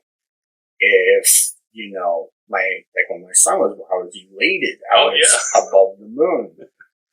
But when something bad happens, you can't. You're sad. Show your emotion. That's the one emotion that, for some reason, is the only human emotion that we were told not to show. Yeah. Why? I don't know. I think I hate to get into gender role stuff, but I think that's something they pushed on men. Like, you're the man. You don't need to be scared. You got to be manly and strong about it. And I think for some people, sadness or crying is vulnerability, so that makes you less manly, right? Less leadership, less proud of being who you are. So I think it's the same way with a Mayday. People don't call Maydays, they don't want to because they're afraid of getting made fun of. That's stupid. It's a retard. If you need help, call for help. And it goes the same way when it comes to your mental health. If you're having a Mayday, call it. Hey, Mayday, Mayday, Mayday, right? And I teach that in Mayday class all the time is, if you're trapped, you're lost, and you don't think you can get out, call it. But people are afraid to do it, right? They teach that in Mayday class. And I feel it's the same way when it comes to your mental health. If you're feeling like crap, you don't know where you are, you have that Mayday, call it, right? Don't be afraid to call it. All it takes is calling it. We'll come get you or talk to you, and, you know, we can work this out. We can get you pointed in the right direction to get you out. Exactly. And that's actually a really good analogy. I've never heard that one. You know, it's mental health. I mean, we're always taught Maydays for our physical health when we get trapped. Well, if we feel trapped in our emotions, this mental health thing, call it. Call it. That's a good analogy. I like that. Call the Mayday. Yeah, you have to. I mean, how else are you going to save yourself? If you feel like You can. And that's how I like to put it when I talk to firefighters about it, because everyone in Mayday class gets taught that people are afraid to call Mayday because they don't want the repercussions of being a wuss or a sissy or they got lost. But if you need it, call it. And like I said, I focus that the same way with that mental health aspect. If you're lost and you need it, you call that Mayday and have someone there. Red team standing by, that's us. You know, Rapid your brothers, your intervention sisters. team, by the way. Yeah, your brothers, your wife, someone's there. Someone's your red team ready to come get you. All you need to do is call it. And I think now it's getting more prevalent where people are willing to talk about mental health and not be called crazy or stupid or sad or wuss or sissy, you know, or that's a girly thing to do. Like, no everyone gets that. Everybody feels those things. Yeah. Even people that aren't in civil service get sad and depressed and have PTSD. I was talking to somebody that just threw me for a fucking loop because she said she doesn't want to say she has PTSD because she thinks that's reserved for people in military and civil service. And I'm like, no, it's a mental health thing. Issue, everybody can experience a PTSD episode or something that would cause a PTSD type of mental health issue. And it's just, is it more prevalent for people that are in the service, in the military? Sure. Yes. But why wouldn't it be? We see crazy shit. Military gets shot at. They see their brothers and sisters hurting. Same thing with fire and police and EMS and even dispatchers. Even though they don't see it visually, having to hear it, shit. Listen to 9/11 tapes and tell me that you're not affected by it. I'd say you're bullshit. You know, and so to say that you have to feel like you are not worthy of saying that there's something wrong, I think that aspect, that idea needs to change across the board. Not especially within the civil service and fire, because we are more prone to it. But everybody in general, I think, just in general, everybody needs to. You guys, I say you guys. Well, what makes us Fire Family? You guys need to speak up. There's help out there. People are willing to be there for you and willing to help. But I appreciate your outlook on it, and I fucking love the analogy called the Mayday on your mental health, because I've never heard that one before, and I'm going to use it from now on, so I'm going to steal that from you. That's fine. Where do you look at yourself going from here? You moved from the civil service in that you were providing for a community, a city. Now you're providing for an industrial complex. Where do you see yourself going from here? Are you going to try to stay with this industrial place? Yeah, I definitely want to stay. I love my job now. Like I said, I get to use a lot more of the aspects of rescue that I really enjoy, my hazmat stuff that I really get to enjoy. I'd like to move my way up there for sure. I'll probably stay there for the rest of my time being. I plan on volunteering again for sure. It's hard to get rid of municipal, man. There's just... Municipal firefighting is very hard. Yeah, it's just something different. Like you said, it's that adrenaline rush. But I love the industrial side. I really do. Especially, like I said, that technical rescue I really, really enjoy. We got to do a little bit of it. We had a team at my old department, but we trained on it 2 or 3 times a year, you know, unless your shift wanted to mess around with it. But here I get to do it like a lot. You know, we get to train on it all the time, constantly. Currently making videos, training videos for our department with it, and it's great. So I'll definitely stay there for sure. I think there's a lot of room to move around. I left my other department pretty much for the money, man, and to try something different, you know, and it's helped my family out a lot. You know, I had a kid getting older, and the money's much different. Yeah, for people that don't really know, industrial firefighting complexes, maybe you're talking about huge oil businesses like Exxon, Chevron, Airgas. Like, you're talking about these huge complexes that they have the money, and safety is so important to them because they have to have this rating to get the right rates when it comes to insurance and all that other stuff, that they're willing to spend the money on the people that they feel like can make a difference in that role. The thing that I've heard from industrial, though, that people that move from municipal to industrial is that they feel like, because we've had some come back because they lost the call volume. Yeah. They lost even though the Brotherhood's there, a lot of industrial complexes would be like, well, they have an emergency response team, an ERT, but they don't have like a dedicated place, a dedicated fire service like you're in, but they have an ERT, and they're just like, man. Yeah, they don't see it as much often. What I like is, our shifts are different. It's 12-hour shifts. I'm working my old schedule in my other department. I was only working 8 days a month, right? It was 4 48-hour shifts a month. That's it. Now I'm working 14 days a month, but I'm home every day. I get to hang out with my kid, play with him every day. Like, I enjoy that, right? He doesn't have to drive up to the station to hang out with me for 2 hours for dinner and go home, and then I don't see him for another night, or another 2 nights, or if I work overtime, another 3 nights, So, does it not scare you not having a union to back you? I didn't have one in my other department.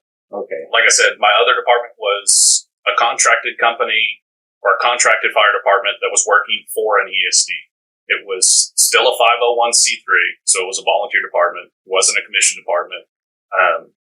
So I didn't have any of that stuff at my other job. Okay, right. So it wasn't really much of a big difference of a switch, when it comes to protections or anything. Okay, because that does make a difference in that your mindset about job security doesn't really change. No.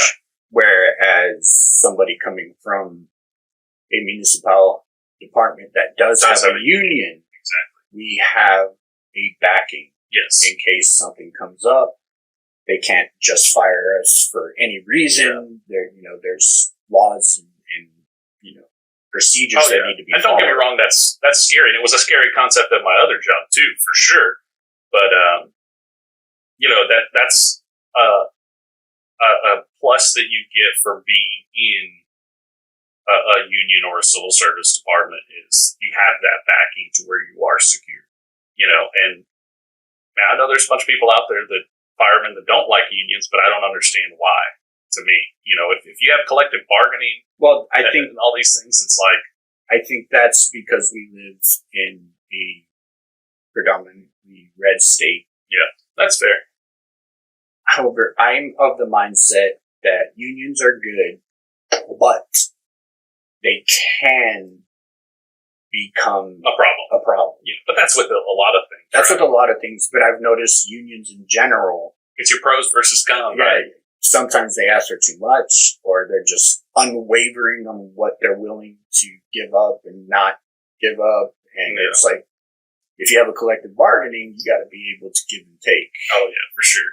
And you have to have that good balance. I think I don't know much about unions because I've never been in one, but I feel like if the bigger the department, the harder it would, the more difficult it would be. I guess the union would be more difficult to be in, I guess, or maybe the protections would be different. They would be different. Yeah. My department that I work for and that for your father works for, we're lucky in that we're right in that middle ground, right? I think that, we're technically a smaller department, but when it comes to collective bargaining and the union and how it represents us, I think we're in the middle road right now, where we're able to accept the things that we can't get and be very grateful for the things that we do. On a bigger department like New York or Houston or Detroit, when you have like 4,000 members, it's definitely a little bit harder because now you have a much bigger pool of whose ideas do you back, whose ideas do you fight for. And sometimes those ideas can end up biting you in the ass later on down the road. Look at Detroit. Yeah. God be with those guys. The fact that they're still able to go and fight fires in the fucking piece of shit trucks that they have, but they're making it work. And they stay there. And they stay. That just goes to show, man, it's not about a paycheck. Right. And everybody out there, go watch the documentary Burn. Awesome. BURN. It's about Detroit Fire Department. And you'll see what a city that allows itself to be so afraid and controlled by unions can do to a department.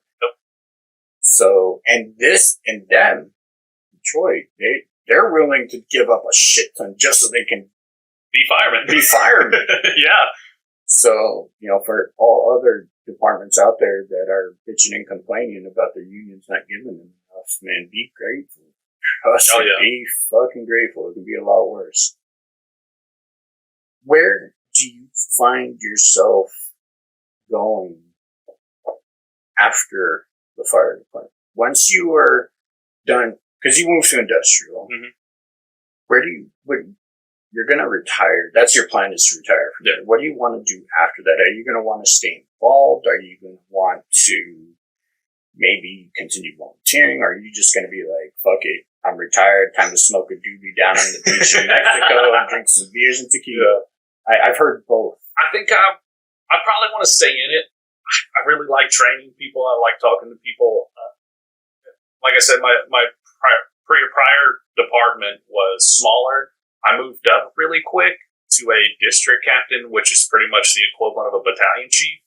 And I got that after like 5-6 years of being there. I started off a pretty crappy leader, I think, only because I didn't know, right? Throwing me to the water, enjoy, try to swim. Is a pain in the ass sometimes. And I think I learned a lot going through that, but also teaching was great, right? The year before I left, or the year I left, I had put together a 2-week academy course for any new hires that we hadn't done. I put this thing together. It went really well. I enjoyed doing it with these guys because we used to hire people and just, hey, here's a fire truck, enjoy. That was it.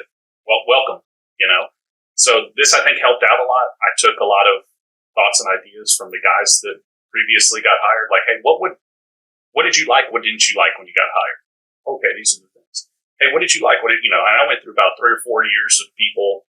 I had guys in other departments that used to work for us that had left. Like, hey, what did you like about your hiring process with your other department, right?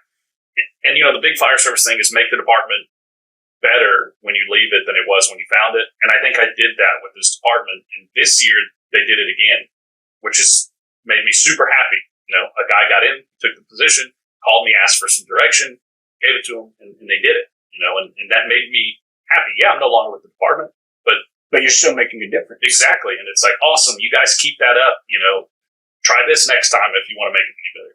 So I think once I leave, once I'm done, once I'm retired, I'll probably still stay doing something, whether it's teaching or volunteering in teaching. I don't know. I do enjoy giving that knowledge out. I think it's good to keep that going for younger guys, especially, you read the book, right, in Fire Academy. You don't know shit until you make a working fire. I mean, you don't. Huge difference between book smarts and street smarts. It is. The book smarts give you the baseline, like, literally, like, baseline. They are the lines on a paper, is what you get when you go through an academy. You get the lines on a paper. What fill those lines is all the on-the-job training, on-the-job going to calls. What fills the in-betweens, that's where you really start learning. Yep. I mean, like, 100% learning. Oh, yeah. I remember making my first fire in my volunteer department being like, what the heck is going on here? Like, this isn't what it was in the practice burns that we did. What's going on? I can't see anything. You know? My ears are hot. What's happening? Right? And you don't learn that. It has to be, that experience comes with it. People ask that question would you rather take someone that's really knowledgeable or someone that's really experienced? And I would pick experience over knowledgeable all day long, right? Because, yes, you can know something, but to do something, it's different, right? And when you've done it 15, 20, 30, 40, 60, 100 times, okay, now you're starting to get that repetitiveness, that rotation, and it's going to be different every time. It's not going to be this, oh, don't forget to cut your hole 4 foot by 4 foot in the roof. Well, why? I don't know, just 4 foot by 4 foot. It's a decent sized hole, I guess. Why can't I cut a 10 foot or an 8 foot? Yeah, I mean, I guess you can, you know, but those are the things, and you'll learn that from people on the job. I learned, and that's the thing, you've got to keep your mind open when it comes to fire service, man. I had a rookie come on my shift 4 or 5 years ago. I was his district captain, right? That battalion chief spot. This guy showed me how to tie a bowline. I already knew how, but this guy showed me a different way. I will never, ever tie a bowline any other way ever again. And I teach people this all the time, and I give this guy credit for it every time. Hey, this was my rookie's way of doing it. But there's people that don't want to listen to that, right? Well, I've got 30 years service. I don't need to listen to this guy that's got 2 years of service. Show me how to tie a knot, right? Right. And I'm glad I'm starting to see that more, I think. And like I said, I think this younger generation, like 35, 40 to 30-ish, is starting to get in those positions where we're higher up, we're lieutenants, we're officers, we're chiefs, and we're taking that knowledge in when these younger guys come up. Because a lot's changing in the fire service, and it's changing real quick. It's changing really fast. And that brings me to another question. Now, in the fire service, we're huge on tradition, right? Huge on tradition. There's this saying from the old hats is change is the killer of tradition. Yeah. Right? However, you got to remember that not all change is bad. Oh, yeah, definitely and you can always create new traditions. There's some people in the fire service that are just dead set against it because now you're fucking with tradition. Yep. And that's like saying to a family that has done something a certain way every year for Christmas, the entire life. Oh, yeah, that you're changing and it up. then now the son brings in a wife where they do something differently during Christmas, and now the son's not there for the quote-unquote tradition every Christmas, and it's looked at as, oh, she's fucking ruining our tradition. Yep. Or why, you know. And it's the same thing in the fire service. For sure. In that when somebody brings a new idea or a new concept that has been tested and knows it, and we know it works, there's still some pushback against it because you're fucking with tradition. Yeah, I've never done that before. Yeah, you can't do that. Everything's worked before. Why change it if it ain't broke? Yeah. Well, because you can make it better. Oh, for sure. It doesn't mean you can't fall back on it, right? If you need to. But let's do it this new way that works quicker, safer, fast. You know, like that was a big push. We were changing our attack packages at our department about 3 years ago, and man, some people were like freaking out about it, and I was like, why do you think the tradition aspect, why do you think that gets stuck so strong? Man, I don't really know, honestly. I think if you've done it for so long, like you're saying, the thing that came up to us was, well, I've been doing it for 25 years, and the fire's always gone out. Well, I understand that, and it's going to, and we can continue to do what we're doing now, but this is more efficient, right? We might put the fire out quicker now if we switch to this attack package. It's going to be easier for us because we're not flowing so much pressure. You know what I mean? And I think that's where some of that stuff gets lost because humans are ready for patterns, right? It's how we do. You know it firsthand when you stop someone. Let's say we have a wreck on the street, right? And we shut down a road. People lose their minds. Oh, yeah. There could be 6 different ways for them to get home, but if you block that one road that they always drive on constantly, they don't know what to do, right? And I think when you bring something up to someone, and they've been doing it this way for 20 years or 15 years or even 10 years, well, I don't want to change. Why are you putting that roadblock in my way? I don't know a way around that. But I think people now are starting to look at things and say, oh, it is easier. It is better. It is more efficient. Holy crap, let's try it. Or at least try it.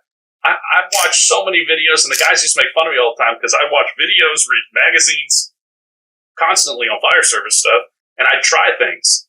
Hey, I saw this new carry. Let's try this.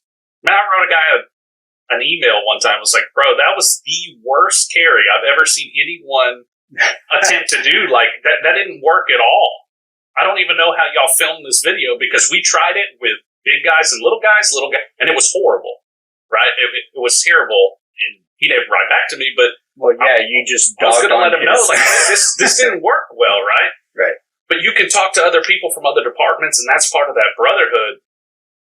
You can write someone on Twitter, and you'll normally get a response really quick. Oh, hey, try this. When we were getting high-rise packages, I talked to Ray McCormick from FDNY. Lieutenant, hey, wow. why do y'all use the FDNY fold for y'all's high-rise kits? We're kind of looking at doing them because we had a different fold.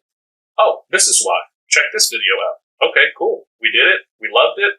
And it stuck, right? Mm-hmm. But they're willing to talk. You just have to be willing to learn or willing to listen or willing to try, right? Trying is my big thing. Just try it. I think the whole idea goes back to what you were saying about the generational difference that's now starting to take over the fire department, right? A lot of the old hats are starting to leave. And the new generation, our generation, the quote-unquote millennial generation, even though I don't like really associating it, because when you hear millennial, you think about all the bad shit, like safe spaces and the stuff that doesn't make sense. Anyway, but there's also a part of that generational change that can and is a good thing to have. Oh, for sure. And it's because those people are now getting older. They're becoming in more positions that mindset is changing. And it makes sense that you attribute it to a generational change within the fire service. Yeah. It's changing because the people that are now taking over are coming from a different mindset, a different time. Sure. And it makes sense when you think of it that way, but you still fight the tradition aspect, because even with these new people coming in, I mean, when I was in fire school, you get taught by the old hats. Exactly. Right? You're being told this is the way to do it. Oh, yeah. This is the way it's always been done. And it changes, like I said, man, I remember Fire Academy, the way they taught us how to search compared to how I know how to search now is way different. Oh, yeah. Right? Anybody listening that's in the fire service or that's in a fire academy, you know how your right-hand search, left-hand search pattern, and you better fucking be on all fours, or at least three. Right? Well, wait till you get into a real working fire. You're not going into that front door. It's way faster, it's way quicker, it's different. There's different ways of doing things. But again, that goes back down to the basics. Oh, yeah. Right? But now, when it comes to tradition, don't take my helmet away. No. You can put that Euro helmet in the trash, right? In the trash. All my UK brothers and sisters listening. As badass as that helmet looks. Now, I saw a helmet in Paris, France. So what I like to do when I go traveling around the world, I'll go to a fire department. Well, I found one in Paris, and I met two firefighters that spoke pretty good English, and they showed me around. I told them I was a firefighter in the States. They showed me around. They showed me the helmet. It looks like a fucking knight's helmet. It looks really cool. That's really cool. But they thought our helmets were fucking badass. They're like, yeah, you guys got some John Wayne hats. Yeah, you got some John Wayne helmets, all leather and stuff. I'm like, yeah, well, yours looks cool too. I'd never fucking wear it. But, it looks cool. Looks cool, It looks really cool. Right. That's the one tradition of the fire service I hope never ever goes away in the United States. Well, they are trying to push it right now. Yeah. But that goes back to, they've done studies. It's lighter. Yep. It allows you to see a hell of a lot more around you. Yeah. It's not cumbersome. You don't have to take it off to get through small openings. So there's something to it, but don't take away my fucking leather helmet. Sorry, man. I love that helmet. That goes back a long time. That's the original almost. Yeah, like Benjamin Franklin. It stays. People don't know this, but Benjamin Franklin was one of the founders of the fire department. Yeah. And you'll see a picture of him wearing that helmet with that curves on the side and the downslope in the back and the big fucking brim for your. They had started off, I think, with 4 cones, then 6, and then 8, and it's stuck with the 8, and that's it. Yeah. And we used to do a helmet ceremony for our badge pinning, so I used to do that, and man, that was my favorite part, is talking about getting them their helmet, right? The eagle on the front. A New York City firefighter had died. He was buried. They had a statue made. And for some reason, this artist put a huge eagle on the front of his fire helmet. Wasn't there originally. Well, after that, New York started, you know what? Let's put an eagle on the front. Now, everyone in the United States has that. Canada, I think there's some places that use like a beaver. I've seen some with a dragon. Yeah. But the eagle is the eagle, right? Yeah. It's just, it is what it is. Don't take the helmet. Don't take the helmet away. God. Now, for everybody that likes the European helmets and the departments that are using them, hey, if it's working, and it's safe, cool. We're just shooting shit here. Yeah, don't take mine away. Yeah. And if you try to make me, I will fight. Yeah, and like I said, there's traditional stuff like, your wet down ceremonies, pushing a truck into the station, having an opening for the station. There's still stuff that stays traditional. Those are traditions. Badge pinning. Yeah, those are traditions that don't make a difference. They make a difference in the camaraderie, the brotherhood, the pride aspect of the fire department. Those kind of traditions, I think, are fine. They don't need to change. They don't cause any issue. They're not unsafe. But when I was talking about traditions, I was talking about fire tactics, practices, gear. Some people are so stuck on gear that they just don't want to change to anything else. We just went through it. Fire helmet. And those kind of things, I think firefighters need to be a little bit more open-minded to. Absolutely. As headstrong as I am on the helmet, I understand that I should be open-minded if the science shows that this could be safer for me, can keep me safer. I should be open-minded to it. I used to like to push Rick Lasky's Pride and Ownership book to any of the new guys we got hired in because... Which is a great book for anybody thinking of getting into I wish they would push that book in your fire academy. So, guys would come out and I'd always, hey, read this book, man. If you want to read it, I got a copy. I'll bring it to the station. You can read it. It's quick. You can probably read it in 2 or 3 days. Oh, yeah. It's a great book. Yes. It's easy reading. On a separate note, what has great information, I just don't recommend reading it if you don't have to, is Brannigan's Building Construction. Holy fuck. Try to read it. Try. Because there's a bunch of great information and you can learn a lot about buildings and how they are affected when, there's a fire in them. Oh, yeah, for sure. God, that's a hard read. But that's what I liked about the tradition stuff is that Pride and Ownership book has a lot of that in there, right? Mm-hmm. I think it's a good book if you're starting to get a little burnt out in the fire service. Hey, grab it and read it real quick. Give it 2 days and damn, okay, I'm ready to get back on the job, He puts on a great class. His classes are great. I enjoyed all the classes I've done with him. So I've always pushed that book with new guys when they get on. If they haven't read it before, hey, I agree with you. That is definitely a book that, if it's not already, should be at least a book that gets pushed while firefighters are going through the academy. Oh, for sure. Yeah, maybe not use it as a lesson type book. As a, read it, check it out. Read this, because now you're going to get a little bit of that quote-unquote street smarts we were talking about earlier. You're going to get some of that knowledge by reading this book. Oh, yeah. See some of the traditions that those departments have. It's cool. Yeah. Yeah, man, we've been through a lot of stuff. Absolutely. I'm going to go ahead and start wrapping it up. Usually, and I know you listened to the show before, I wrap it up with 3 questions. The first one's kind of twofold. And I before I start doing all that, I want to say thank you for coming on. I want to say thank you for sharing your father's story with what happened and how that made you feel and what you noticed, because I think we need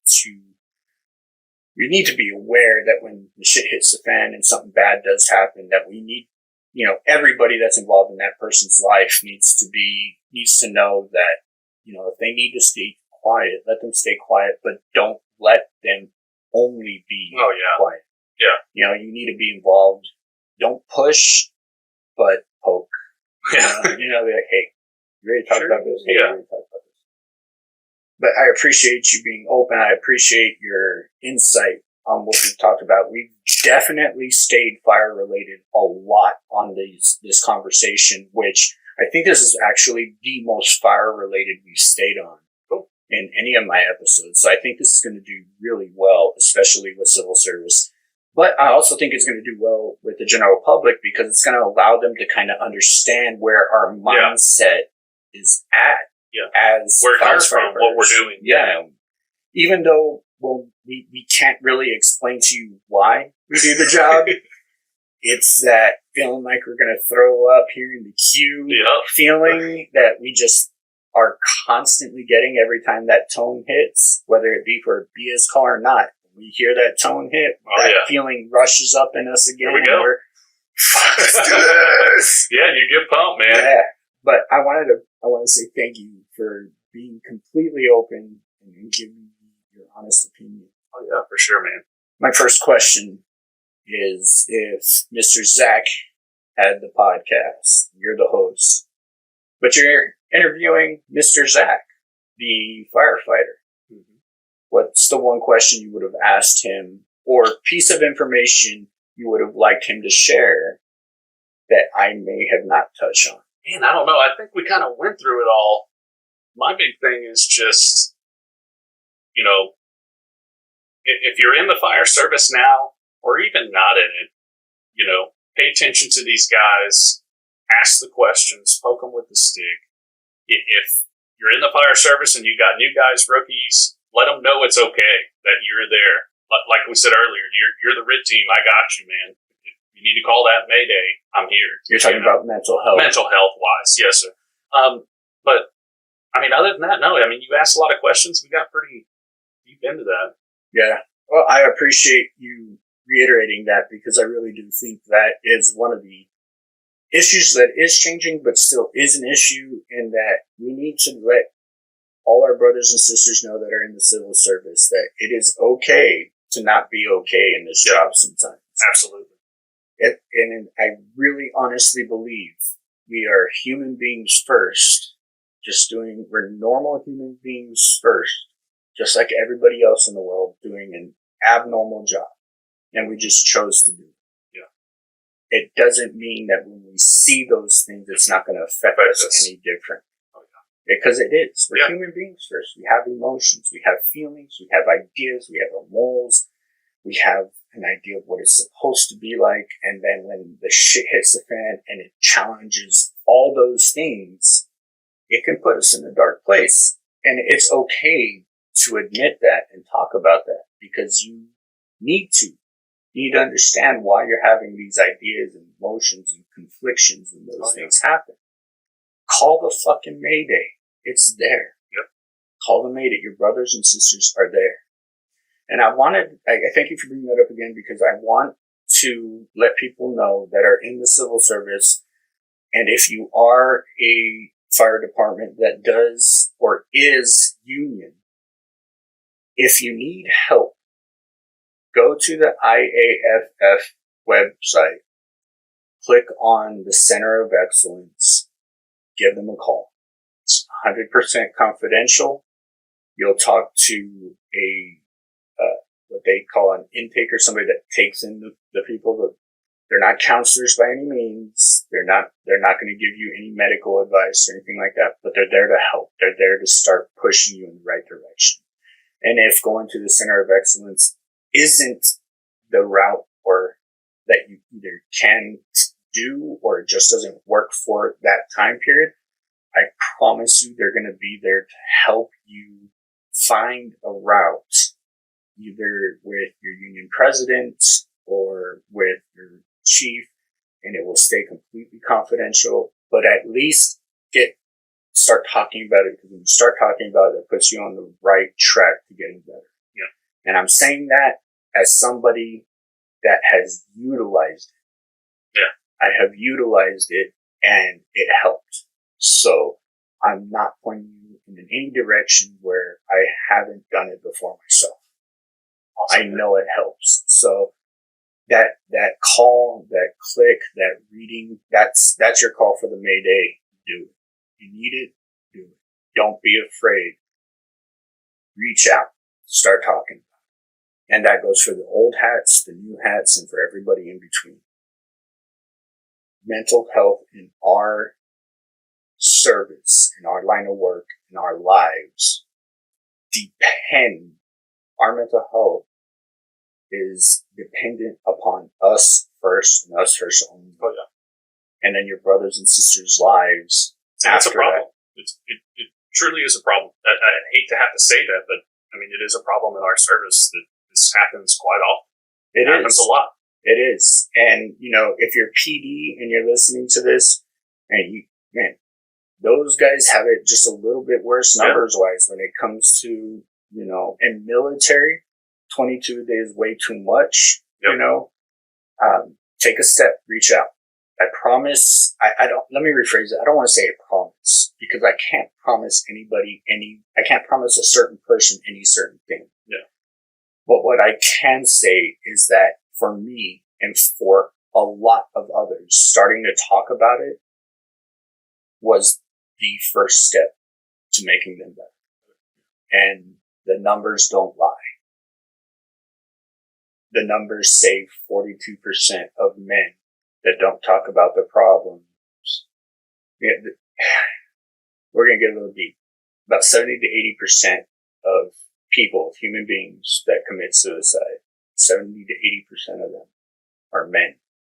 Men.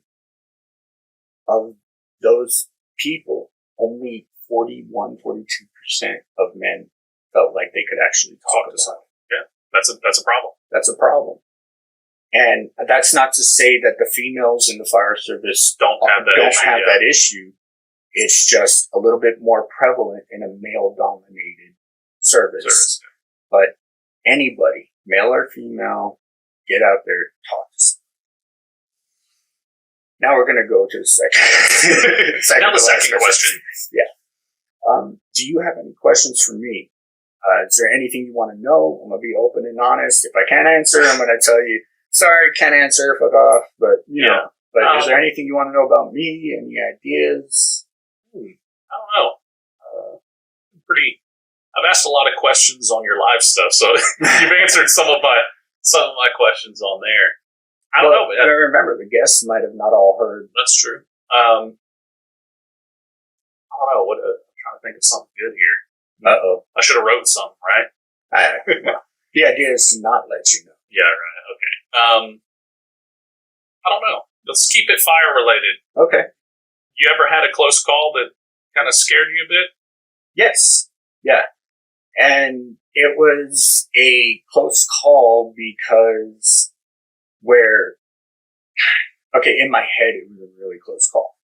In reality, it wasn't as close as I thought.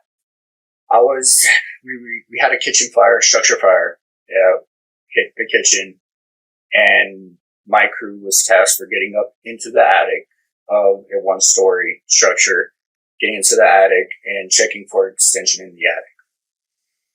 I went up into the attic with the lieutenant at the time, and as we're crawling across the rafters, I missed one. And between the rafters, my whole lower body fell through the sheetrock, fell through the roof. Yeah. And I caught myself, both elbows and armpits on each rafter in between, with my legs dangling down, right? Yeah. And the first thought in my head was just scream to my lieutenant, Lieutenant! I fell through the roof! And he looks back at me, as calm as can fucking be, just looks at me and he goes, have you tried getting out? No! I just, shit. I get it, man. And it was just that automatic, oh fuck, I almost fell through the fucking ceiling. Let me just yell for help. Yeah. And he didn't even help me up, nothing. He was just like, have you tried pulling yourself up? Like, have you tried getting out? No. No? I'm just holding myself right now, yeah. And the guys working the fire down below in the kitchen, it was funny because apparently I fell in the living room area, which is right next to the kitchen. They saw my feet hanging. Oh, that's awesome. They saw me hanging. They just saw these feet hanging and kicking and, not knowing what the fuck to do. And I was just like, it's a good idea. I should probably try lifting myself up. Yeah. But I just pushed myself up, got up, and continued climbing on the rafters to over the kitchen. And he was just like, you good? And I'm like, yeah, no, I'm fine. Yeah, I'm fine. Once I was back up, I was like, yeah, I was fine. Yeah, but there was that second. Yeah, it was that one split second that had I not caught myself, I could have fell 9-10 feet and onto a tile floor, and who knows? Yeah. I probably could have hurt myself. There is the possibility of, dying. Yeah. Even though from that far, probably not. Maybe not, but yeah. It was that immediate, oh shit, I went through the ceiling. How the fuck could this have happened to me? I should know better. Oh, yeah. I should have been more careful. I was beating myself up. Yeah. I was beating myself up. Yep. I think that happens a lot. Dumb.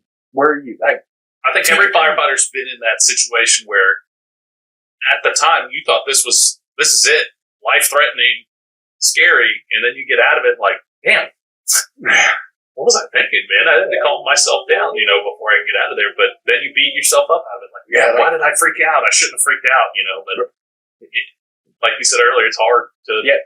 Well, I've noticed every time since then that we get into a situation where we might be getting onto, not even just an attic, any type of surface where it might be a little bit spongy or something like that. I'm like, my hand with the tool, making sure it's sound. Okay, I'm good. If I'm reaching for another rafter, if I can see the rafters underneath whatever I'm walking, make sure every step. Yeah. And then whoever I'm with, hey, step here, step there, step here, step there. Like, but it was a learning experience, but that was like, the fire was already mostly knocked out by then. Yeah. I wasn't going to fall into a room of fire or anything. But it was just that automatic, fuck, how could I have been so careless? Yep. But it wasn't that I was careless. Yes, it just happens, something man. that mistakes happened. happen.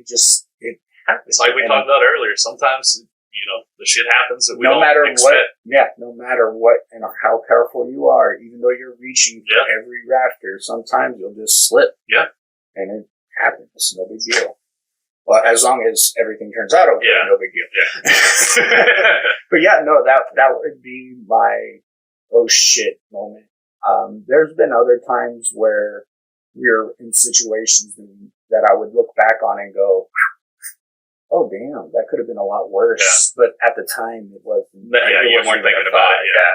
But that's the only time I can think to where in the middle of the call, in the middle of doing work where I thought, fuck. Yeah. Everything else has been after the fact, like, oh shit, that could have gone bad. Yeah. This was the only time that during what was going on, I was like, this turned out bad. But yeah, that was it. Cool. My last question to you is, the show is called What Makes Us Fire. Now, when I say What Makes Us Fire, a lot of people think that it has to be fire related. Not necessarily.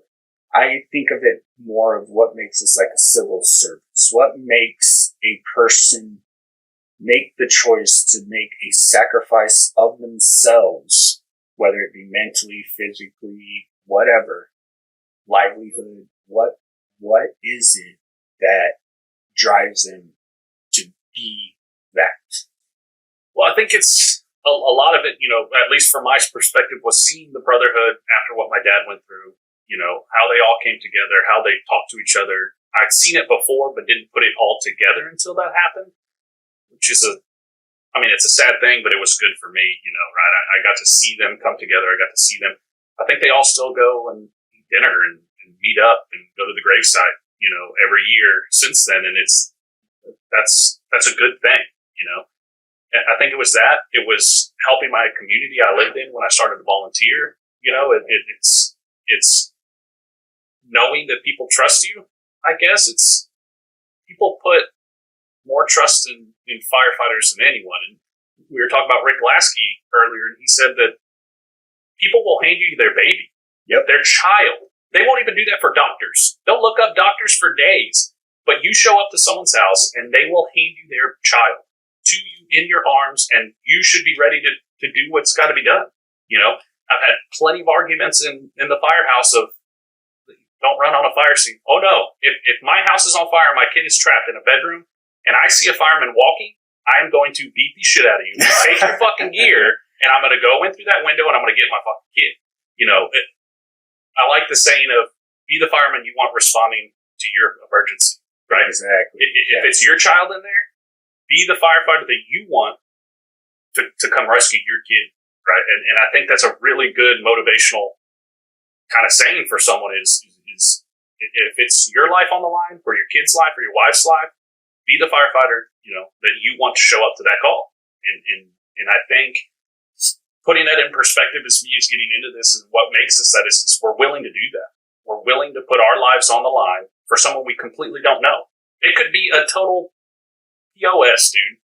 Guy could be a murderer and done all these things, but if he's trapped in a house, guess what? We're going in, we're getting him out, right? We don't judge. I like that fact that we don't judge who you are, who you voted for. If you're gay or straight, we're coming for you. And I want people to know that your local fire department, those people are ready. We're going to be there. No matter what happens, we're there. Your emergency does not get passed through any judgment. Nothing. Whatsoever when it comes to the people that are coming to help. Yep. We are there to help. And I like that aspect of us. And I think what puts us in that mode is better for a community, right? If a society, people that aren't civil service, could take something out of a book of the fire department, it's how we interact at the fire station, right? You have different religions, different politics, different everything in the firehouse, everything. And we all come together and do a job for other people we don't know constantly, and we make it work. And if the outside people could work the way we work together as a team, dude, the world would be great, right? Holy shit, that's the first time I've heard anybody say that. Yeah, actually, yeah. It would be great. If the world can see and replicate what happens inside a firehouse among the brothers and sisters of a fire department, there would be none of this shit that's going on right now. Your community would be amazing. And you see that in big events. Harvey, right? We saw random people pulling people out of the water, putting their lives on the line for that. But if we could do that every day, which firefighters do, right? We're here to protect our community. Well, not only firefighters, police, EMS, all of those. A dispatcher is not going to hang up on you because they think you sound a certain way. Exactly. Or whatever. They're not. They don't call and say, "Hey, who did you vote for last election?" Yeah, it's okay. Someone's coming, right? We don't stop and do that. Now, we can argue about politics at the table, right, all day long, or religion at the table all day long. But when that bell rings, all that stays in the firehouse, we're off, we do our job, and we come back, and I'll finish arguing with you, right, and tell you that I'm right. But that's the way it goes, man. And I think it's honestly interior, at least for me, is to make a better community, make people better, make everyone better. But where did that come from? I don't know, dude. Exactly. Yeah, that's the question. That to me is the ultimate question, right? Because you have that sentiment, but the person that was raised differently from you, that has a different religion, political view, sexual orientation, all this, they have completely mindset. Their mindset is different than you. They still have the same sentiment and thought process when it comes to doing the job. Yeah. So where did it come from? Yeah. If everybody's so fucking different, where did it come from? Yeah, it's crazy. I don't know. I don't know what that's a reach for. And I like to think that everyone has it inside of them.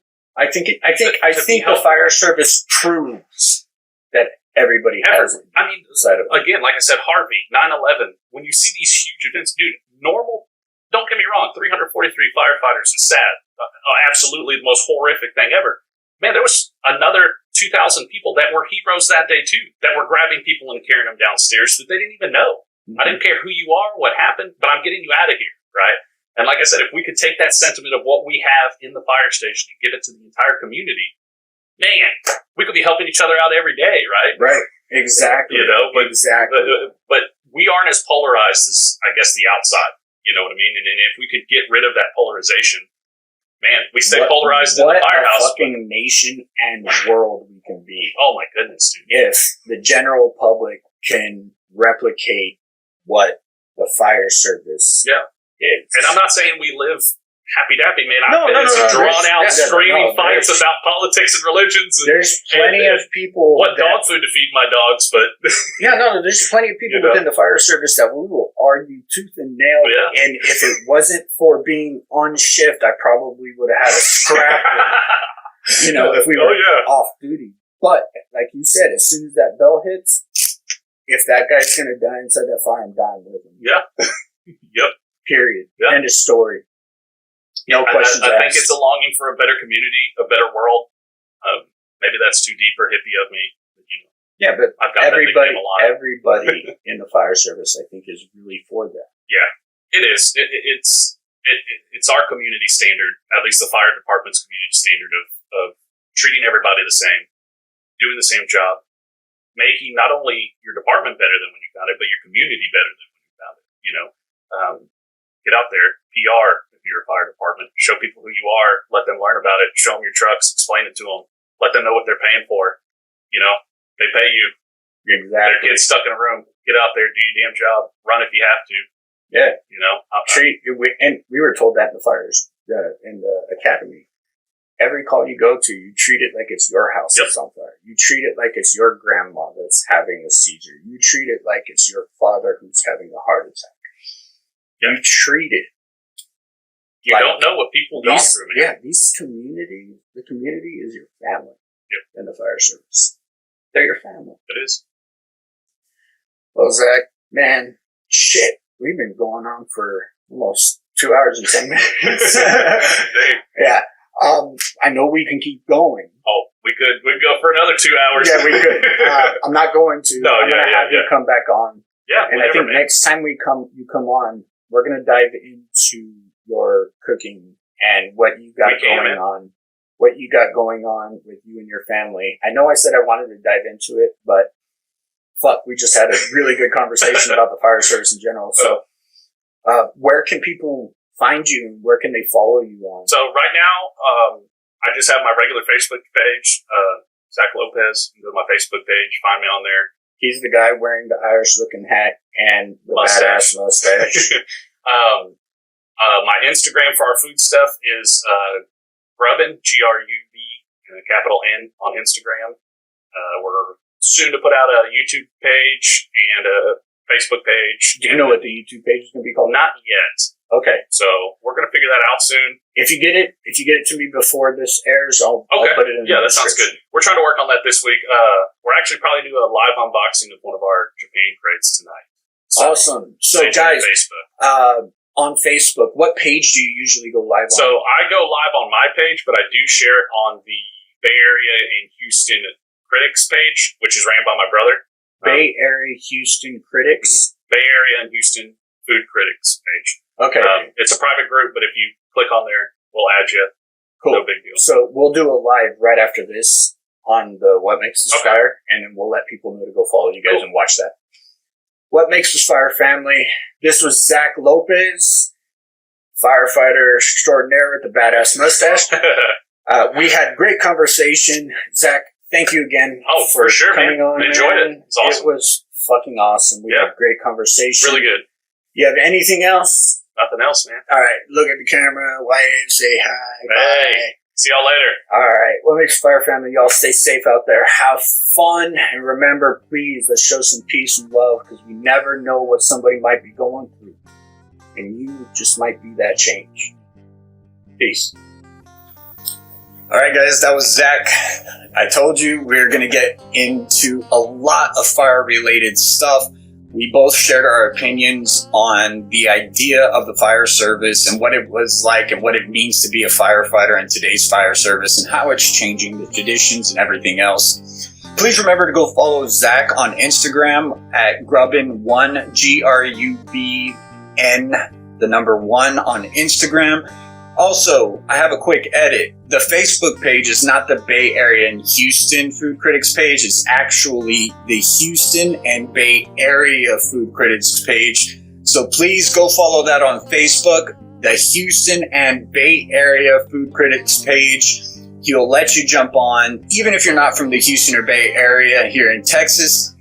If you're from a different part of the country, drop a suggestion on somewhere to try some really good food. Zach's really big into trying new food, as am I. I would consider myself a big-time foodie.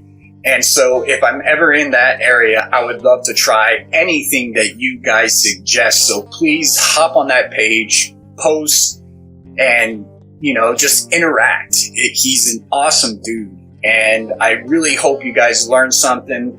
I hope the opinions you heard were something that you guys could agree with. And if you don't, let us know. Let us know your thoughts on what it is we talked about. What Makes Us Fire Family, please remember to please follow What Makes Us Fire on all your social media platforms with the tag at What Makes Us Fire on Facebook, TikTok, Twitter, Instagram, and on Snapchat. You can also follow What Makes Us Fire, and please subscribe to the YouTube channel with What Makes Us Fire space podcast. And, subscribe, leave comments, leave reviews. It would greatly be appreciated. You help out the show tremendously. Stay tuned for the next episode. I have some pretty awesome guests coming up. I also have some new stuff coming up. I've been talking about merchandise a lot lately, so be on the lookout for that. It's in the works, and there is also a possible website that will be coming up as well, so stay on the lookout for that. What Makes Us Fire Family, you guys have been great. Thank you so much for your support and for your love. I love you guys. We are building something amazing here. You guys get out there, have fun, stay safe, and remember, like I always say, please show some love and peace, because we never know what somebody may be going through, and you never know if you might be the one that makes that difference.